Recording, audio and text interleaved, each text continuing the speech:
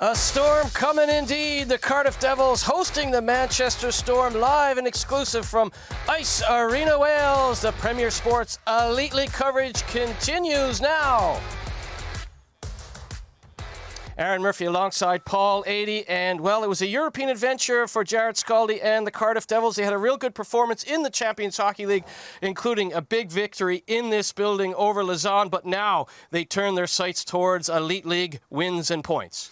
Yeah, obviously this is an important game at home, and you always want to bounce back if you haven't had a couple of good games and you know, make things work at home. And they certainly have a quality team this year. They look very strong throughout their lineup, and you know, at the end of it, they'll be there challenging for honors or close to the league title, if not maybe win it. But there's a lot of competition this year. There's no weak teams out there, and every game is tough. Safe to say it's a new era, a new coach, new players, a new goalie in Matt Carruth. The likes of Brody Reed are replacing the likes of Joey Martin. So it is indeed a new era. And what can we expect from these Devils now that the Champions Hockey League is done? They could be a dangerous, dangerous proposition for anyone in the Elite League or the Challenge Cup. Well, if you look at two good goalies, so if one's not playing so well, the other one could go in. On defense, there's lots of depth there. They have both offense and defensive defensemen. Up front is the same story. They have guys who can do it all. And like you're talking about Reed, 8 goals in 4 games. I mean, if you look at him, his scoring percentage is way up there. He's almost close to like 30%, and he's scoring almost 1 out of every 3 shots. So that's amazing. If he continues that pace, he'll break the record for most goals in the league. But I mean, that's tough to do. But they certainly have some real good players and a really good team. So any night they can go out and win. Paul Adey type numbers on the shooting percentage. Let's talk about Ryan Finnerty's squad. They had a tough outing last Sunday, an 8-0 loss. They rebounded very nicely. 2 wins on the hop here, including Thursday's victory, but a big victory, a shutout victory over the Giants 24 hours ago. Yeah, it's not an easy thing to do when you look at the Giants, how many offensive players they have to shut them out. I mean, that's pretty impressive. Plus, I mean, Ginn's a great goalie, and his save percentage is really high this year so far. And I mean, he's going to be he's going to have to play well for the Storm. And they're very good at home. They've always been a big challenge at home. I think the challenge for them is going to be away from home and see if they get some wins on the road. And this is a big test here in Cardiff because Cardiff are really good at home. But if you look at Manchester, they already have 8 guys who scored at least 1 goal in their lineup. So that's really positive to have that depth. And if you're also Manchester, you're looking at your special teams. Your special teams are okay in Manchester. They're nothing special. But if you look at that and think, well, we can improve on our special teams, and that will help us win even more. And especially on the road, you need your special teams to work for you. Cardiff up near the top of the league in both the power play and the penalty kill, so that could be a big factor in this one. Well, a big factor in the broadcast. We'll send it across rinkside. Chris Ellis has some team news. Yes, plenty coming up, Murph. Lots to talk about. And really looking forward to, in the period breaks, hearing from Paul Adey and Jared Scaldi. A great in-depth where coach meets coach. And then behind the boards, the former GB player and the former Cardiff player, Thomas Murdy, just talking about him and how he's made that transition from player to equipment manager.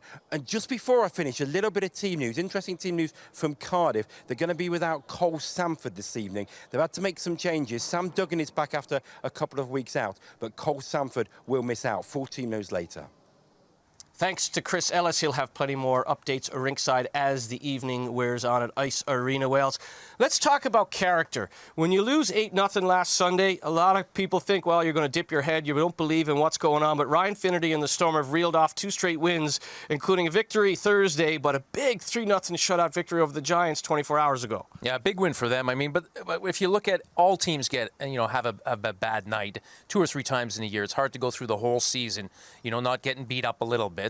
But it's how you react afterwards, and you got to give Coach Ryan Finnerty credit. They came straight back and played really well, won some hockey games, and that's a good sign of a good team that not happy with losing, because you want to see that reaction, especially if you've lost by more than a few goals. Ryan Finnerty was a fiery competitor as a player, a fiery coach. Let's have a look at the table on the back of those 2 straight wins for Ryan Finnerty's Manchester Storm. You see they're on 6 points. The Sheffield Steelers atop the table right now on 8 points. The Cardiff Devils on 5. Cardiff 2-1 in their last 3 games played, but coming off a 5-2 loss to the Nottingham Panthers last Sunday. And with just 1 game for Cardiff this week, and they're going to want to get something from this one. Manchester looking for a 3rd straight win, though, so it's shaping up nicely for this one, Paul Adey. Yeah, big test for the Devils, of course, at home. And like you say, only 1 game. They're going to want to win this one. This is important for them. They want to move up the standings. And for Manchester, it's a big challenge because they're coming up against a really good team here in Cardiff.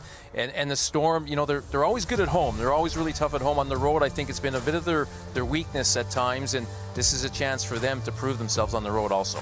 You mentioned Matt Ginn earlier. We've talked about Matt Carruth on our Champions Hockey League broadcast.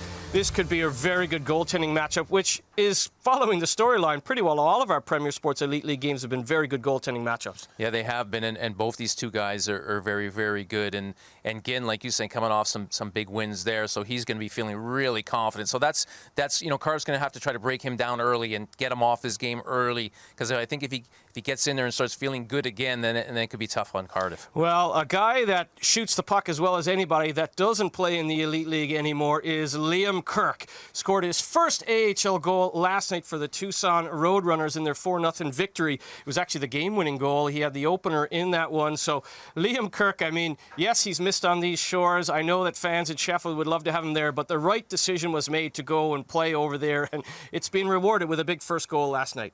Well, I mean, he has to. I mean, let's be honest. You have to go. You're trying to get to the NHL, every player's dream, and the first step for him is to make the American League and play there. And if he starts scoring goals, big goals, who knows? He might get a call up, and that's what he's playing for. That's what his dream is. So, yeah, I'm not disappointed he's not playing in the league here. I'm happy that he's in the American League and living his dream and trying to get to the NHL. I mean, that's just perfect, and it's great news that he's got a big goal, and yeah, it's real positive for everybody.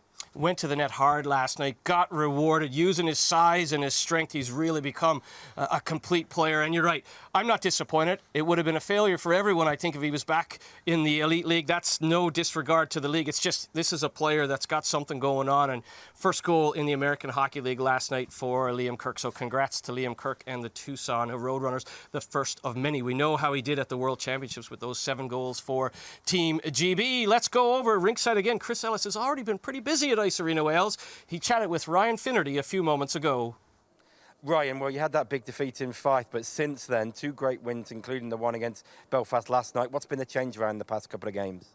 I think actually losing that game the way we did in Fife was far more beneficial than if we just lost one a 3-2 or 2-1 game, because it kind of gave us a sense of the league for the new guys. Potentially even a deeper look into our team to find that identity. And when guys get beat, you kind of get the real character of the team. And they came back, worked hard all week. We had a big game against Dundee, and then obviously a big game last night. Now, thanks to Al Murphy, we've been doing our research. You've come up against a former coach of yours tonight in Jared Scaldy. What are your memories? You had a short period of him in Bloomington, but what are your memories of playing under him? Yeah, the ironic thing is I left Scalds to come to Cardiff to play here. And now he's here. So, yeah, we had a bit of a chuckle. And Franny, the guy sitting next to him, was the one who kind of spearheaded the whole thing. So, yeah, no, it was good. I mean, obviously, we had a small window together, but he's a great guy. He's a great coach. It's no secret he's going to do really well over here. Brilliant. Good luck tonight. Thank you. Thanks to Ryan Finnerty and Chris Ellis for joining us ringside. Plenty more as the game wears on. Aaron Murphy and Paul Eady getting excited for this one. The Cardiff Devils hosting the Manchester Storm, the Premier Sports Elite League. Coverage continues after this quick break.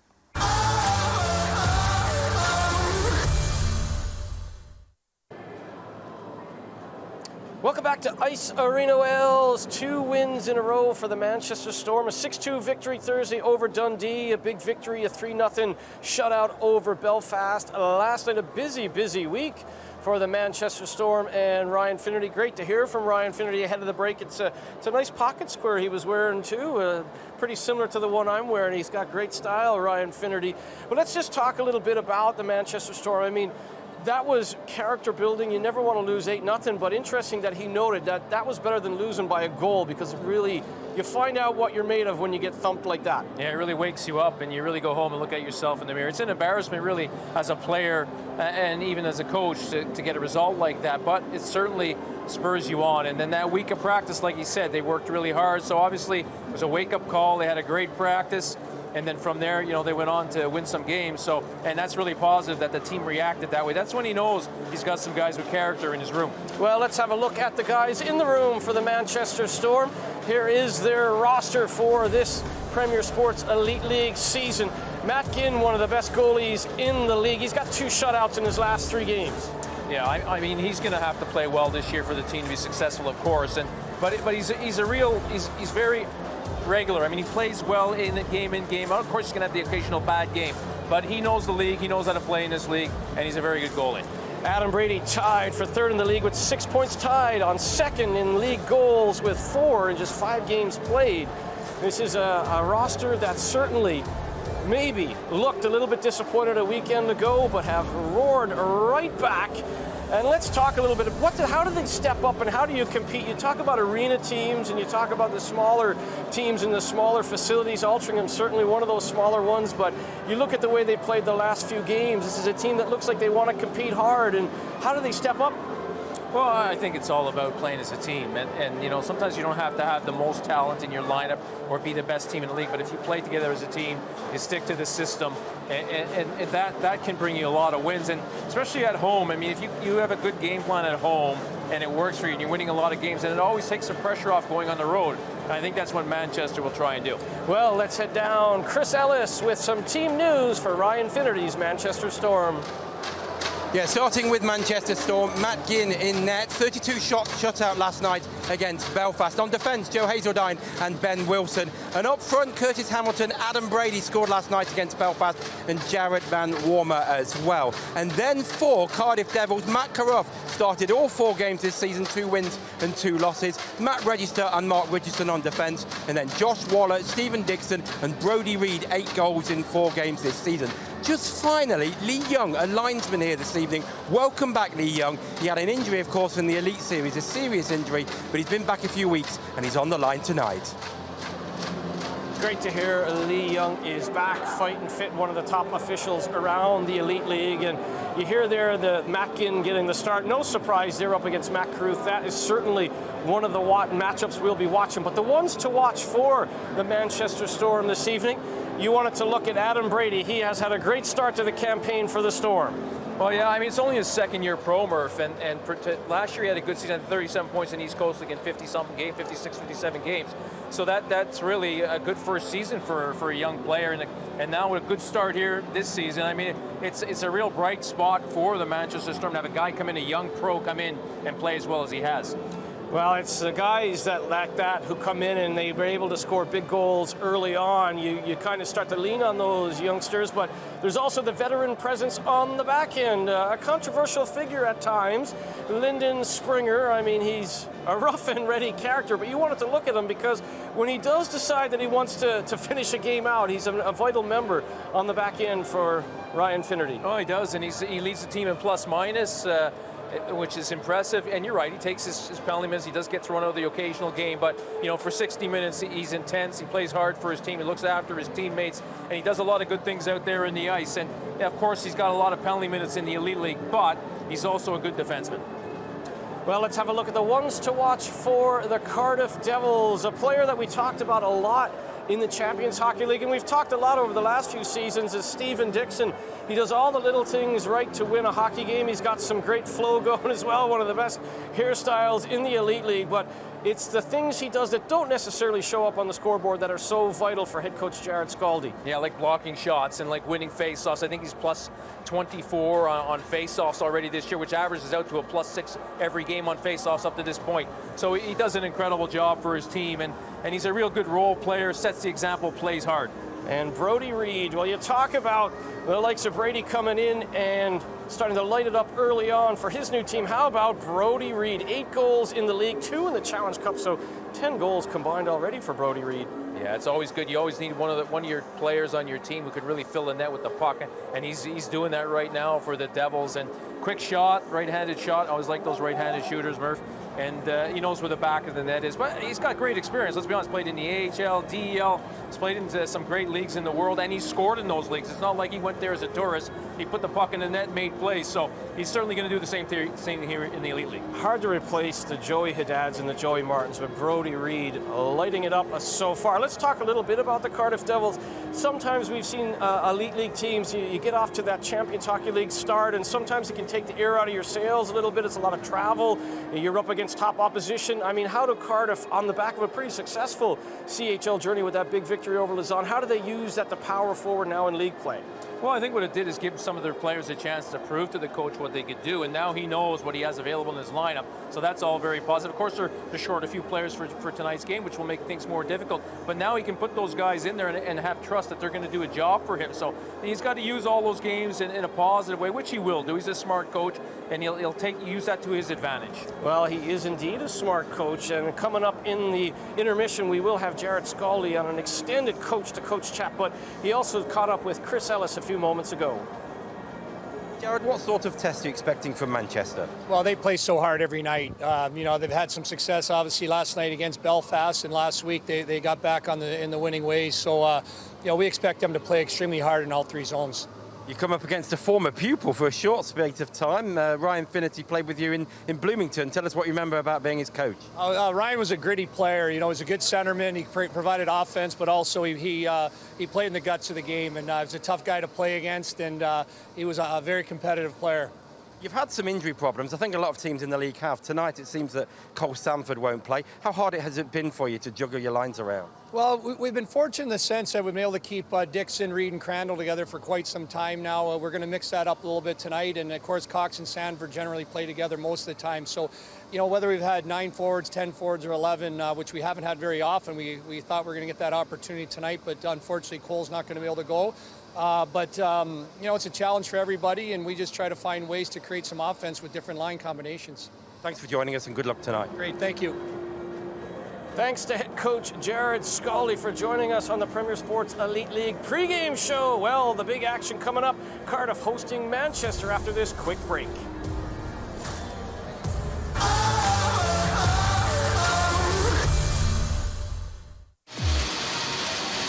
Welcome back to Ice Arena Wales. The pregame festivities amping up for the Cardiff Devils on home ice. They're 2-0 on home ice in league play. Their last home game, a 3-2 win over the Belfast Giants Saturday, October the 16th. Coming off a road loss last Sunday, though, a 5-2 defeat to the Nottingham Panthers. So Matt Carruth and company are going to want to get back to winning ways. Well, certainly at home, too. You don't want to give up any points early in the season like this, Murph. So Cardiff certainly are looking to pick up 2 points, and it's not going to be easy. Manchester Storm are playing really well. Manchester led by Matt Ginn. 2 shutouts in his last 3 games played, a .935 save percentage for Matt Ginn. Ben Davis, a former iconic moment, that goal over France in overtime. This is a team, the Cardiff Devils, with great balance up and down their lineup, but as Chris Ellis mentioned, they'll miss Cole Sanford in this one, and Brandon McNally's still out for the Devils. Yeah, 2 really good players, two players that they could really use in this game, but unfortunately, they're not available. They're just going to have to go with who they have in the lineup. Sometimes when you're short a few players, you tend to play better because everyone knows they're going to be on the ice a lot. Everyone's ready to go. There's no one else who's going to take your spot. And sometimes in these games with a shorter bench, you play better. We'll keep an eye on 91. Josh Waller, 1 goal and 3 assists thus far in league play. He was really good in the Champions Hockey League as well. Skates as good as anybody in that Devils lineup. And we talked about Liam Kirk earlier in his first AHL goal. Well, Josh Waller and some of the young Brits certainly making a name for themselves early on this season in the Premier Sport Elite League. Well, I mean, and that's what you want to see. You want to see young players coming in and holding their own and playing well. That's all very positive, and certainly, the coaches need that. They need players, especially younger players, to be able to come in and do a good job for the team. There is head coach Jared Scaldi. Of course, he was the National Hockey League Pittsburgh Penguins development coach in 2017, 2018. 115 NHL games played in his younger days, 575 appearances in the American Hockey League. And interesting to hear that about how he had Ryan Finnerty as a player many moons ago. Yeah, nice story, but it just shows you in the hockey world how a lot of people cross paths at some point, Murph. And 2 classy captains, Earhart and Richardson, 2 Team GB teammates as well. So there'll be no love lost in this one. 2 straight wins for Manchester, rebounding with great character after that 8-0 loss in Fife last Sunday. Matt Ginn certainly off to a good start, 3rd in the league with a 2.39 goals against average. As we pause now for the anthem.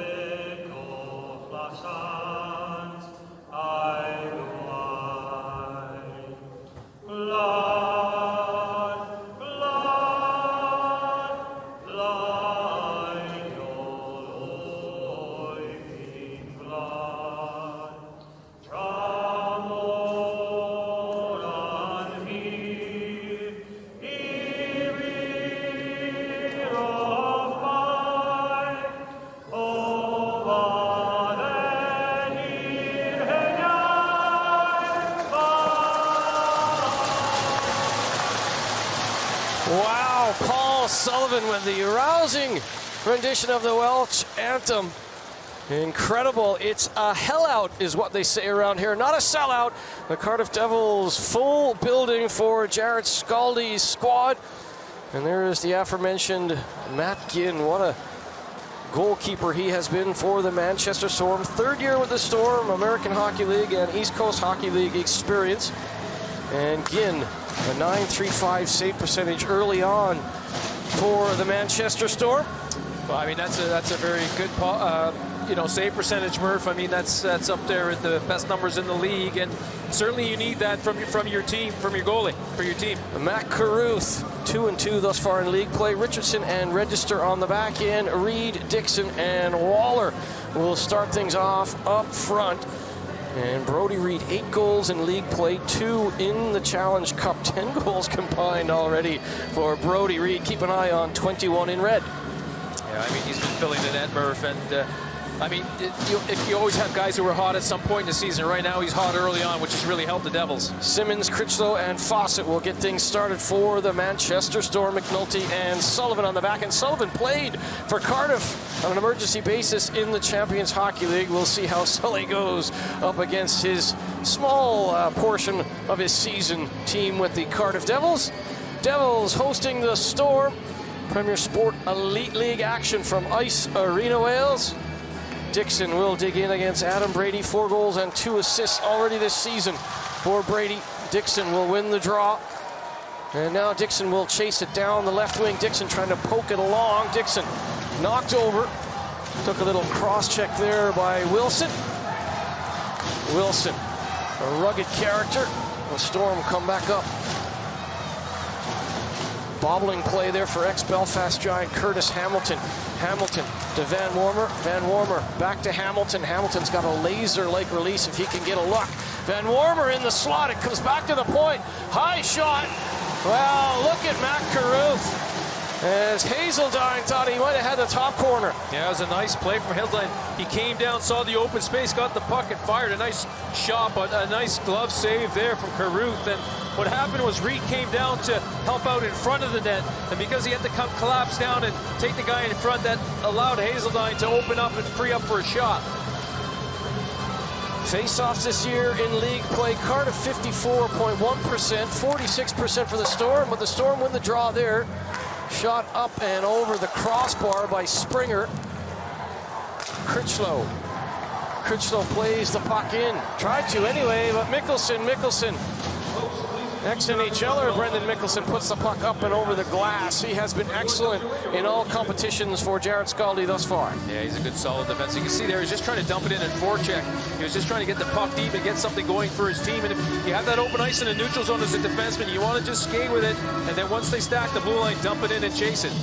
Matt Rose and Steph Hogarth are the referees. We heard Chris Ellis mention Lee Young, Ilya Kissel, the other official on the lines. Crandall leaves it for Mickelson. Brendan Mickelson rims it around for ex-Steeler and Team GB standout Ben O'Connor. Down the left side now. Here comes Cox. Cox, Earhart. Earhart nearly gave the puck away, but it'll be Cam Critchlow wheeling down the right side for the visitors. Critchlow trying to find the trailer. Earhart. Earhart pinching in. Cox chasing down Sullivan. And Zach Sullivan will leave it for the captain, Dallas Earhart. Well, you can see the Storm right now just delaying a bit behind the net as they're changing, and the Devils changing also, setting up. Quick pass off the boards, Murph. Here's Mark Lewis. Ahead, Lewis. There's Valdix. Valdix for 55 in the Champions Hockey League, where it's 28 now for Cardiff. There's Dupont, former New York Rangers draft pick. Dupont puts on the brakes, slides it into the corner.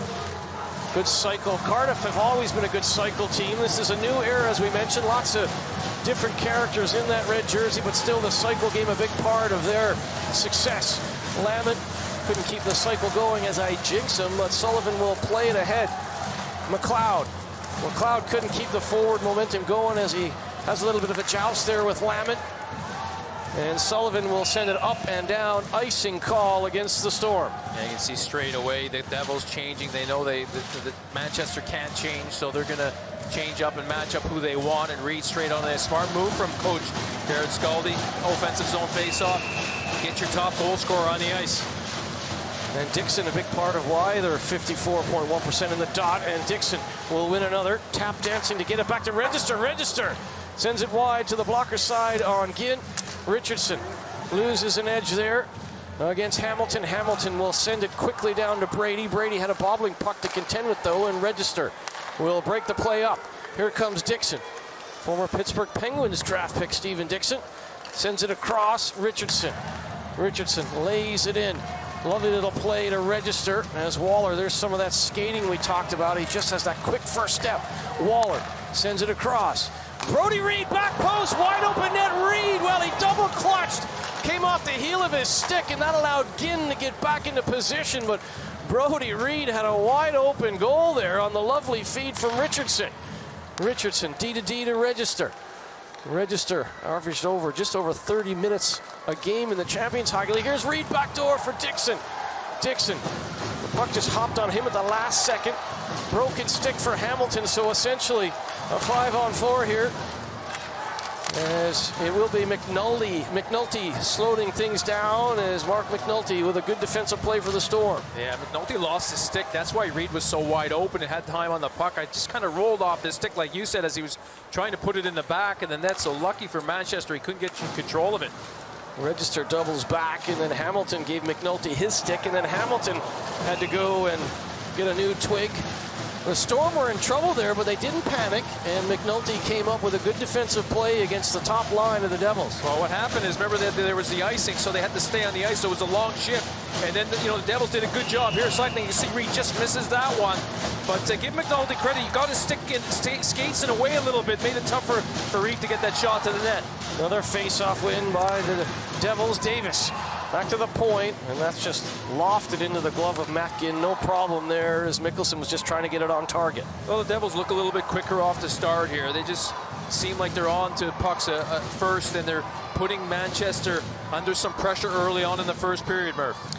Ben Davis will get a chance on this line with Sanford out of the lineup. Sanford is ill. Cox knocked over. Ben Wilson has had some physical interactions early on now, Wilson. Crandall lost a wheel or an edge in the corner. Gets it back to the point. Here's O'Connor now. O'Connor with the shot right on. Big rebound, and Crandall tried to cycle it back to Cox. Lofted out by Critchlow. Here's O'Connor. O'Connor unrelenting now. A bit of a sea of red coming forward for the Devils. Crandall back to Davis. Davis, well, he had to hold on to that a moment longer as Mickelson wasn't in position. Mickelson, though, stays with it, dumps it in, and the Storm make changes. Yeah, they're changing again here. But one thing the Devils have done well is those passes through the middle. Good hard passes, crisp passes, and they're getting something going. Little chip passes back, and then they're driving through, creating some opportunities. And off the breakout here, the Storm have been struggling to get something going 5-on-5. The Devils have been setting up and doing a good job taking any easy passes through the middle, forcing the Storm wide. If they're not able to control those long passes, it's always going to go down for an ice. What they're trying to do, the Storm, is get a long pass and just one-touch it to the middle to create a quick odd-man rush at the blue line. DuPont trying to win that drawback. McLeod trying to force it out as we approach 5 minutes gone in the first period. Still scoreless between Cardiff and Manchester. Trying to claw along is Wade McLeod. What a story Wade McLeod is. Talk about adversity and character. Wade McLeod, he's a cancer survivor. He's battled hard to get his hockey career back on track. And what a battler Wade McLeod is. If you don't know the story, well, we've got a fight.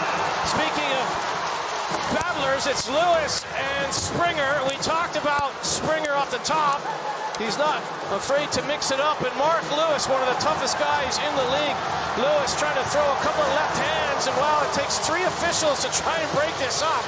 I'm not sure that was the smartest decision by the linesman to get in there, as Lewis was still trying to throw some punches there. The last thing you want if you're Ilya Kissel and Lee Young is to get punched there, but really no surprise to see Springer and Lewis have a go. I don't know what started that, Murph. I was looking down the other side of the ice, and all of a sudden they were both wrestling along the board, so who knows what started that, but 2 customers who don't back down, and you can see why the gloves were off. Linden Springer, 57 penalty minutes in the Challenge Cup, another 10 in league play. Well, you there can was see there at the blue line. Yeah, I mean, Springer finished his hit off on Lewis. Lewis wasn't too happy about it. Probably thought it was a little bit late and reacted to that. There they go. Lewis went back at Springer, and the gloves are off. Mark Lewis in his 5th year with Cardiff, 6 penalty minutes in league play. At 6'4" and 220 pounds, a tough character. Lyndon Springer at 6'1", a little bit smaller, but I don't think Springer ever backs down. If they're that close, fight. But when they're that close, they're already tangled there. That could get dangerous. Someone falls, it's gone. 5s each. We'll move on without it. It's 5s each. So face-off stays inside. Come on, let's just get over there. I got it. Steph Hogarth mic'd up in this one. And always nice to hear those interactions between the officials and the players. Yeah. They'll take that off. It's 5-on-5. Face-off will be to the left of Matt Ginn. Springer and Lewis. 5 each for fighting. Here's Waller. Waller sends it across to Register. Register with a little dangle. Sends it across. Register calling for it. Richardson decides to shoot. It's a smart decision as Dixon was in front looking for a rebound and a tip. Yeah, smart play there. Traffic in front, just get their wrist shot in, hope for a tip. Unfortunately, they couldn't get a tip on that, but Ginn handles it well and just holds on to the puck. No second chances there. You can see as Dixon's heading to the front trying to get his stick on it. Dixon digging in against Adam Brady. Brady played in the East Coast Hockey League for Kansas City last year at 17 goals. We highlighted him off the top as he already has 5 goals combined between League and Challenge Cup with his new squad, the Storm. Dixon dishes it off to Waller. Back to Richardson. Richardson with a shot. Ginn through traffic made a nice save. Register. Back to the captain. Richardson. That's a set play as he... It's more of a pass than a shot as he thought there was a redirect coming from Dixon. Again, they go that way. Dixon camped out in front. That shot is wide. Reed back to Register. They whip it around. It's 5-on-5 hockey here. Almost looks like a power play for the Devils. Richardson, tap pass for the smooth, silky skating Waller. Brady with a great stick there, but it's kept in. Looked like Brady was going to clear the puck, but Reed had other ideas. On the second time of asking, it'll be the captain, Dallas Earhart. Earhart wants to lug the puck forward. Drops it off to Fawcett. Fawcett with a shot right on, and Tyson Fawcett denied by Carruth. Yeah, good shot from Fawcett, but not enough traffic in front really to trouble Carruth on that one. But good idea, just crossing behind your man, receiving that pass and taking a quick shot, tried to squeeze it between the legs of Carruth, but Carruth closes that down. Digging into the dot now, Simmons. Simmons versus Davis. Davis wins, well, a bit of a false start by Ben Davis, says the linesman. Ilya Kissel. And they'll do it all again. Davis doesn't agree. Thought he had won it cleanly. They will go again. And, well, the same result. Good face-off win from Davis to Mickelson. Davis calling for it through the middle. Bounced off the heel of his stick. Picked up by Hazeldine. To Simmons, to Critchlow. Critchlow took a shoulder there from Crandall. Here's Simmons. Drops it back to Hazeldine. Hazeldine, well, maybe one move too many, but also a good poke check from Mickelson.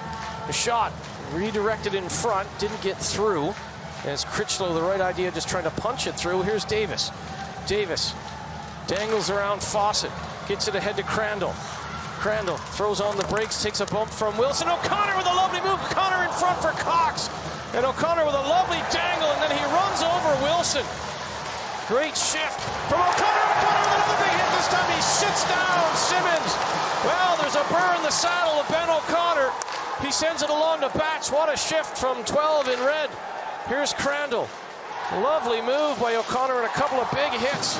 Here's Fawcett, though, breaking up the play for the Storm. He will wheel forward and dump it in as again Manchester make changes. Here's Batch. D to D to Ben O'Connor. Sends it quickly up ice. What a shift from Ben O'Connor. Yeah, what a move. He just completely dangled his opponent, left him standing in his boots, and then a couple of big hits. So good start from O'Connor in this one. Batch sends the puck on. Here's DuPont. Lamon. Sullivan keeps him to the outside. Good defensive work from Sullivan. Sends it ahead.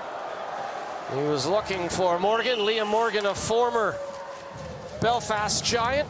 And that'll be an icing call against the Manchester Storm. We got Curtis Hamilton and Liam Morgan, both former Giants.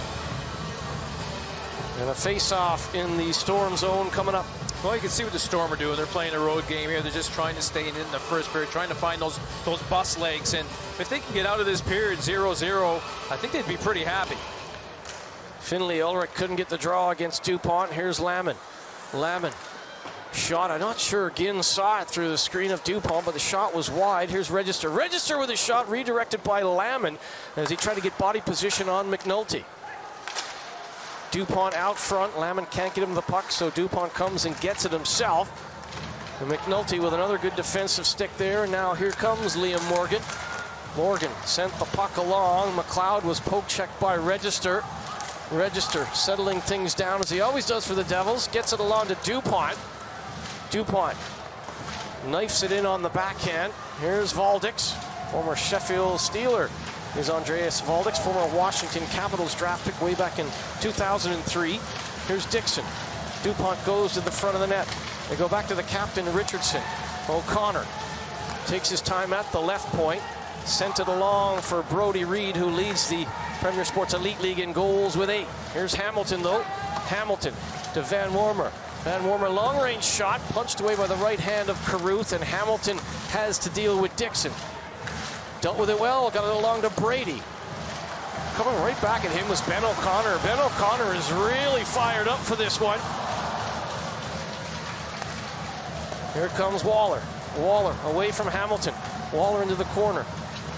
Dixon trying to put it along there. It came off of Mickelson's shin pad, and now Hamilton will get the puck out.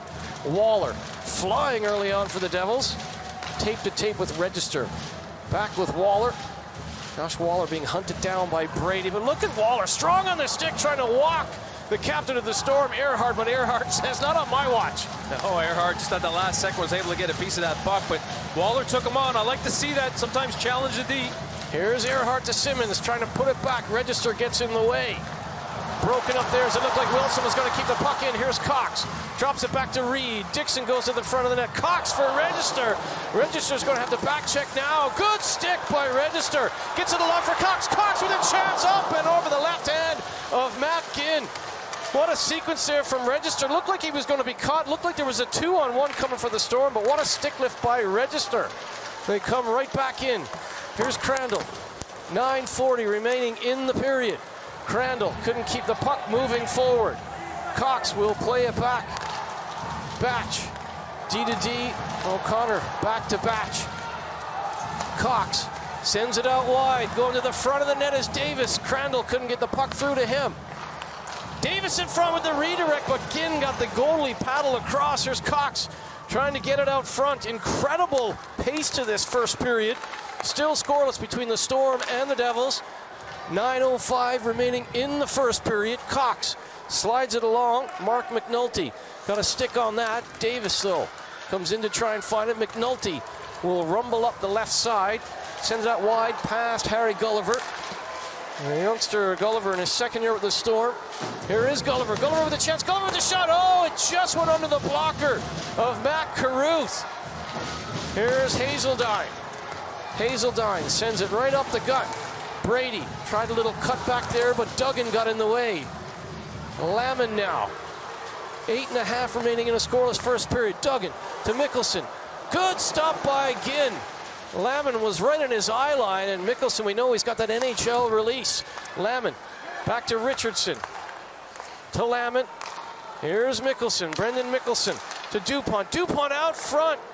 Through a sea of legs all the way back to Richardson, cycling the puck well. DuPont with a shot, and a brilliant block by Brady. Yeah, great play from him. We're talking about him offensively, but there he makes a great defensive play. But the Devils continue a very strong pace here in the first period, Murph. Good cycling, D-crossing on the blue line, making it really tough on Manchester to stay with them while they're in the offensive zone. Important to note, this is the third game. They played Thursday. They beat Dundee. Manchester, they beat Belfast 3-0 last night.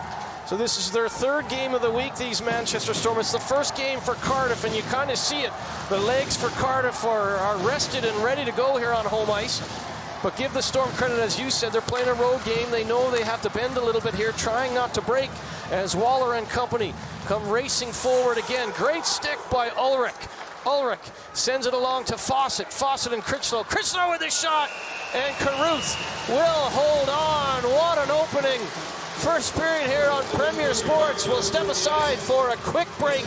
No score between Cardiff and Manchester. 7:20 to go in the first period. Scoreless between Cardiff and Manchester. Shots on goal. Devils 8, Storm 6. And as we expected, some good goaltending between Carruth and Ginn. And certainly a breakneck-paced first period thus far on Premier Sports. Here's Earhart. Earhart gets the shot through. Good traffic in front from Critchlow and Carruth as Register tries to A-frame over the puck. Carruth will get down and cover up. Yeah, good job from Manchester. They win the draw pretty clean off Dixon, who doesn't lose too many. But then they get the shot to net with traffic in front. Everyone's driving to the front of the net, trying to make it tough on Carruth. Don't forget, you can reach out at Premier Sports TV, at Murph on Ice, at Chris Ellis, and at P8022. Anything can happen. Paul 80 is on Twitter. And, of course, at Caitlin Sports as well. Caitlin will be with us Friday in Nottingham.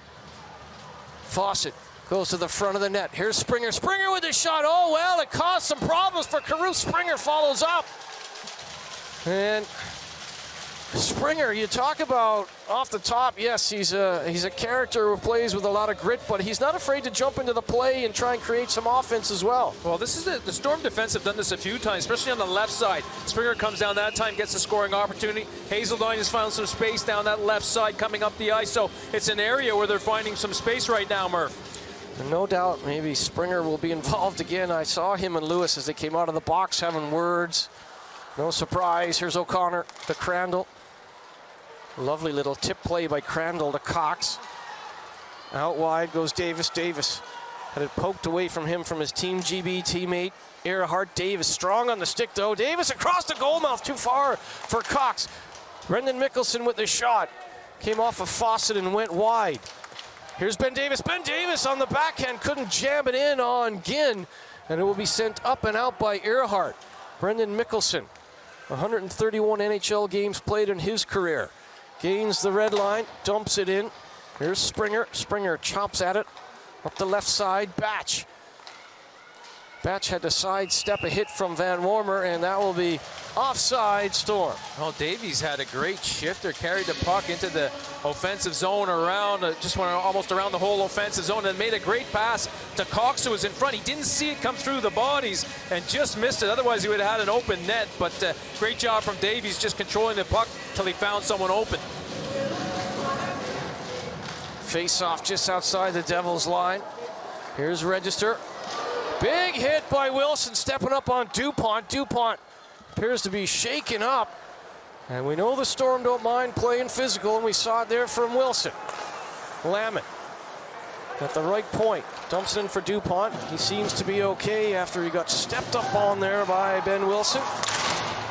Wilson, well, he sidestepped into Duggan, and Wilson has had 3 or 4 big hits in this game. He's been involved. Wilson now under pressure from Duggan. Duggan put another shoulder into him. Here's Hazeldine. Hazeldine out wide to Hamilton. Hamilton sends it in. Well, just waving at it there was Ulrich. 2 goals in league play for Finley Ulrich. He just couldn't direct that towards the goal. Here's Hazeldine. D-to-D with Sullivan. Ulrich, the intended recipient there, but it's intercepted by Dixon. Here's Waller, back to Dixon. Dixon double clutches off the chest of Ginn. Coming in as Register, he fakes the shot. Cycles into the corner. The Devils have had plenty of zone time. Here's Richardson. Reed, excellent puck movement by the Devils on this shift. Register to Richardson. Dixon's camped out in front.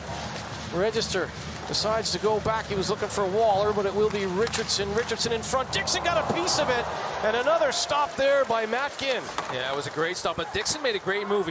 He stopped and then went, and he fooled the forward Morgan on that play. Got away from him just enough to get a tip in there. So some good movement from Dixon in the offensive zone to get a scoring opportunity. Register gains the red line, rims it around. Springer falls into Davis. Simmons will play it out to Fawcett. Fawcett, real speedster, gets it to Earhart. Earhart with a long-range wrist shot, and Carruth will hold on. That nice play from Earhart, just shooting through bodies, shooting through the goalie when he was screened. When the shot first came in, Carruth does find it eventually, but you can see here Dixon, he stops and then he goes and he gets the stick on that tip and just got away from Morgan for a split second. Luckily, Ginn was ready for that. Nice little pass back here. Dixon gets a big shot in there again. Ginn makes another nice save, but nobody in front. Goalie sees it all the way. The likes of Ginn and Carruth are going to stop those shots, but certainly for Dixon, the right play there. You're either going to get the rebound or the face-off in the offensive zone, and we talked about it, the Devils 54% in face-off so far this season. We're right back in on offense now. Davis couldn't get the shot through. Fawcett and Simmons getting in his way. Scott Simmons wheeling away. Fawcett going to the front of the net. No rebound on the shot from Critchlow. Let's head down ringside. Chris Ellis. Thanks, Murph. Very interesting to see how the coaches reacted in that TV timeout. Ryan Finnerty to my right. I'm just by the bench here, the Manchester bench. He was very animated, got his players in really close and was really telling them what to do. On the other side, Jared Scoldy, maybe less animated, but drawing up plays on his whiteboard there. Really fascinating to see the different styles of the two coaches in that timeout. DuPont slides it ahead for Lamb, and both these guys want the points against their former colleague. If you're just tuning in, Ryan Finnerty actually played under Jared Scoldy earlier in their career, and it's ironic that he left Jared Scoldy to come play for Neil Francis and the Cardiff Devils. Neil Francis, the assistant coach for Jared Scoldy now. Mike Moran, of course, the assistant coach for the Storm. Kept in by O'Connor. Redirected by Valdix. Valdix trying to find his form now. Gets knocked over by Wilson. And Wilson continues his abrasive play. Hazeldine trying to keep Lammen to the outside. Van Vormer will send it up into the neutral zone. Here's Lewis. Lewis had a fight with Springer earlier. Tape to tape with Lammen. Dumped in for Ginn with 2:55 remaining in a scoreless first period. Fantastic hockey game. A sellout at Ice Arena Wales. Hope you're enjoying this one on Premier Sports. The Premier Sports Elite League. Sullivan ahead for McLeod. Bounced away from him. Here's Brody Reed. Top goal scorer, top point getter in Elite League play thus far. Here's Richardson. The captain. Calm, cool, and collected as always. And here comes Dixon, the long flowing locks of number 11 in red. For Waller. Waller pushed off the puck there by McNulty, who's had a good period defensively for the Storm. Here's Finley Ulrich. Ulrich with a nice move, and he's going to draw a penalty as well. Again, will go to the box for the extra skater. Sullivan will keep it in. 6-on-5 now. Delayed penalty coming up against the home side.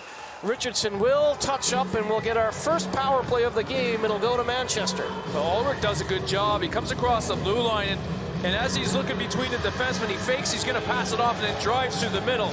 And that's why then there's the reaction to Hook, a bit of a whack, and next thing you know, the Devils are in the penalty box. Big opportunity for the Storm, because they haven't really had a lot of pressure, a lot of offensive zone time. Watch here, a little fake, and then he goes just enough to get a little hook and slash in there and draw a penalty. Register in the box for the Devils. Cardiff have been really good on the penalty kill. The best penalty kill in league play at 90.9% is Cardiff. Manchester 20% on the power play in league play, and they had a great chance there as Brady was on the back post, couldn't find the handle. Here's Van Wormer. So the top penalty killing team thus far in league play, the Devils. Got a little bit lucky right there, is not able to find the handle. The dangerous character Brady. Here's Hamilton. Hamilton sends it into the corner. Van Wormer goes to the front of the net. Morgan calling for it at the right point. 4 forwards on the power play for Ryan Finnerty. Lewis gets sidestepped by Van Wormer. Back to Morgan. Morgan will have to backtrack against Davis. Morgan with a good keep. A couple of good keeps at that right point. Here's Hamilton. Hamilton and Morgan. Two former Belfast Giants. Van Wormer with the jam play. Ruth got the pad down and across, and it will be skated away by Ben Davis. Davis looks up, sees a minute remaining in the power play, a minute remaining in the period. Davis looking for some short-handed offense here. Register in the box. And a great shift from Davis, and the sold-out crowd at Ice Arena Wales acknowledges that. Yeah, he just hung on to the puck for an extra 10-15 seconds, which You know, and then it went for a line change, so they had enough time to make the change also. So smart hockey from Davis. The power play clock and the period clock almost in unison, just the 1 second in the difference. Here's McLeod trying to work his way down the left side. DuPont will find it and dump it down. 20 seconds remaining in the period. Here's Mark McNulty, a former Detroit Red Wings draft pick. Drops it back to Fawcett. Dixon finishes his hit on McNulty. Mickelson against Simmons. Great body position from Mickelson, keeping Simmons to the outside. And a good recovery from Mickelson as he lost an edge. Trying to keep that puck in was Critchlow, couldn't do it. Knocked over by Waller. And the buzzer will sound, and what an opening period at Ice Arena, Wales. It will be scoreless after 20 minutes of play, but some action.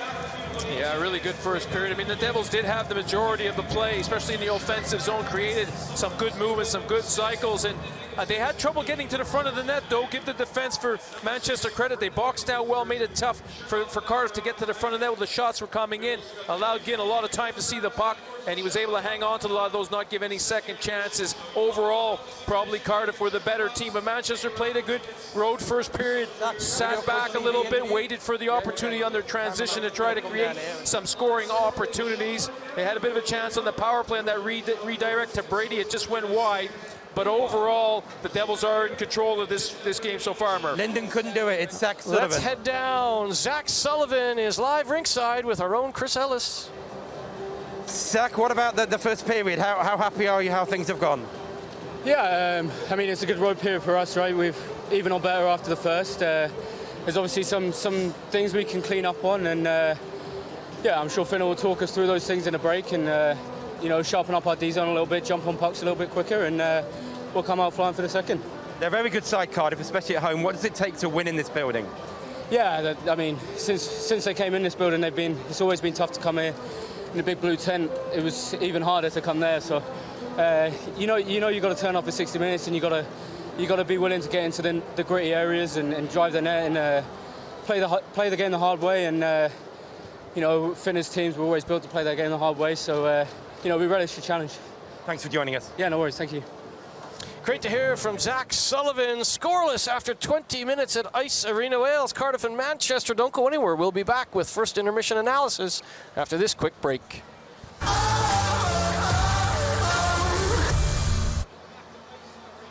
It's a really good opening 20 minutes of hockey here between the Devils and the Storm, and 11-10 the shots on goal in favor of the Storm. They get the power play in the dying moments. They played very well for a team that, I mean, you have an excuse that you're tired after already playing 2 Thursday and again last night, coming in here with 2 straight wins, but they do not look like a tired team at all right now, the Manchester Storm. No, I mean, they're keeping it simple, and they're trying to conserve energy just even on their breakout where they have the left wing stretching for the long pass. So that always keeps one guy, you know, not moving all that much in the breakout. Even their power play breakout, they're going with 2 guys stretching at the far blue line. So those guys aren't working that hard on the breakout either. So, I mean, Ryan Finnerty's put in a game plan not to have to overskate, let's say, in the first period. And credit where it's due, Cardiff, they haven't played this week, so 3 games, third game in 4 days for these Manchester Storm. First game for Cardiff. Cardiff came shooting out of the starting blocks, and it was the intensity we noted early on here at Ice Arena, Wales, because it's not for the faint of heart out here right now. No, I mean, you can see the Devils were quick to get on the forecheck, and I mean, early fight in the game. There was a hit along the boards, and Lewis and Springer go at it. I mean, they didn't really get loose. They were both hanging on and trying to get some shots away, but they're 2 big, strong guys, and there's certainly, you know, once they grab a hold of one another, there's not that much going on. Lee Young and Ilya Kissel, much braver than you or I as they jump in there between 2 tough hombres. We talked a lot about Brody Reed in the pregame show because this is a guy who's got 8 goals in league play, 2 in the Challenge Cup. He was good in the Champions Hockey League as well, but you would have thought that if he had a chance like this, it would have been 1-0.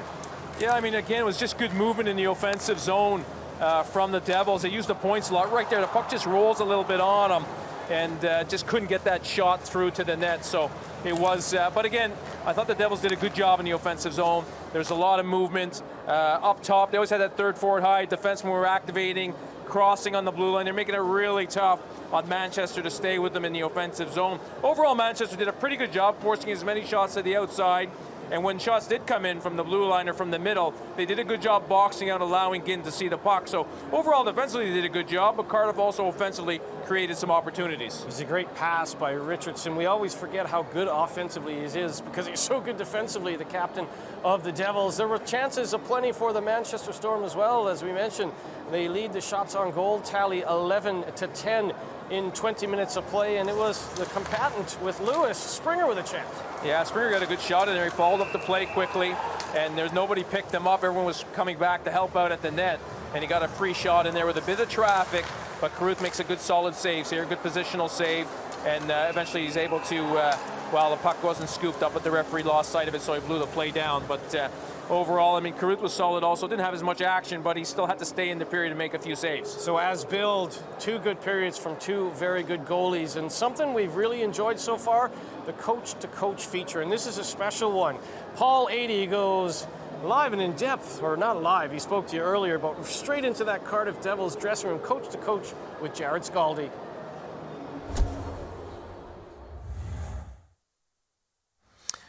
Jared Scaldi, head coach for the Cardiff Devils, joining us on Premier Sports. Gerald, it must have felt like a long walk on the Silk Road to China before you actually got on the bench for the Cardiff Devils in the Champions Hockey League. Yeah, there was so much anticipation from getting the job last September, end of August, September, and then, the anticipation of some good news potentially of playing, and then that would kind of get delayed, and then, maybe getting into the series.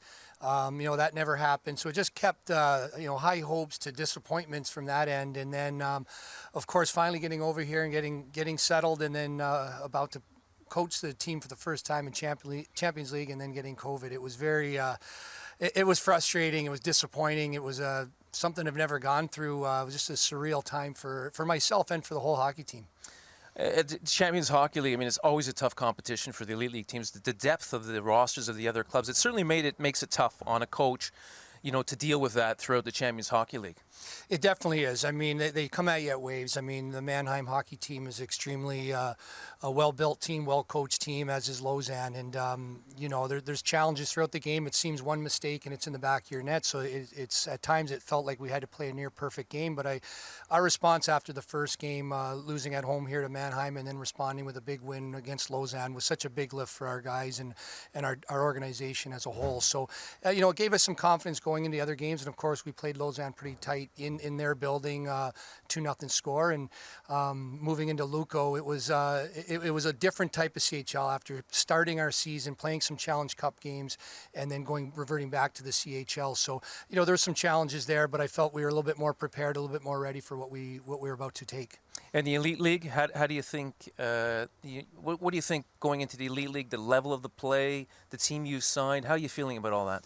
Well, first of all, the level of play is highly underrated. There's such good teams and such good players in this league, and it's such a competitive league. Every night you're faced with almost a different style of an opponent, whether it's going into Sheffield or playing in Manchester or playing a super fast Guildford team. I mean, so you have to be ready every night, because whether you're at home or in the different buildings around the league, it's such a competitive league with talented players, and there's just a lot of speed in this league now. I mean, Cardiff itself, a great franchise, a great team over the years, great fans, a great city. You must like it here. I mean, it's hard not to like. Yeah, absolutely. I mean, right from day one, I do truly believe that Todd sets the table for everybody, from the coaching staff to the players, and importantly to the wives too, that are a big part of this. And children. So the way the players have been treated, and myself and my family since we arrived here in Cardiff in Wales, has been just incredible, and the professionalism how the organization is run. So there's a responsibility here on all our parts, and myself as a coach, to win and develop players, and I believe the players understand how important it is to have success here in Cardiff after what's been built here, and what a lot of us have been given a lot, and there's a lot of expectations on us. Well, Jared, thanks for joining us, and have a great game tonight. Great. Thanks a lot. Jared Scaldi, a stylish guy. He'd fit in very well in my neck of the woods in Dublin with a hat like that. But you get the sense, first off, thanks to Todd Kelman and everyone here at the Cardiff Devils for all the access, as we had in all of our visits so far in the Premier Sports Elite League. But you get the sense that Jared Scaldi was happy. He would have talked for hours about hockey, wouldn't he? Yeah, he was pretty laid back about the whole thing. And, well, he's been around the game a long time. He's been a successful player and a successful coach. So he's got a lot to say, which is nice. When you're doing an interview and the coach got a lot to say, it makes it a lot easier, doesn't it, Murph? He's certainly a likable character, and you made a good point. It was a long time from the time he got the job to finally getting behind the bench, whether it's the pandemic and then getting COVID himself. He's certainly breathing a sigh of relief to finally be on that bench for the Cardiff Devils. Scoreless after 20 minutes of play here. 11-10, the shots on goal in favor of the Storm. We'll be back with live second period action after this quick break.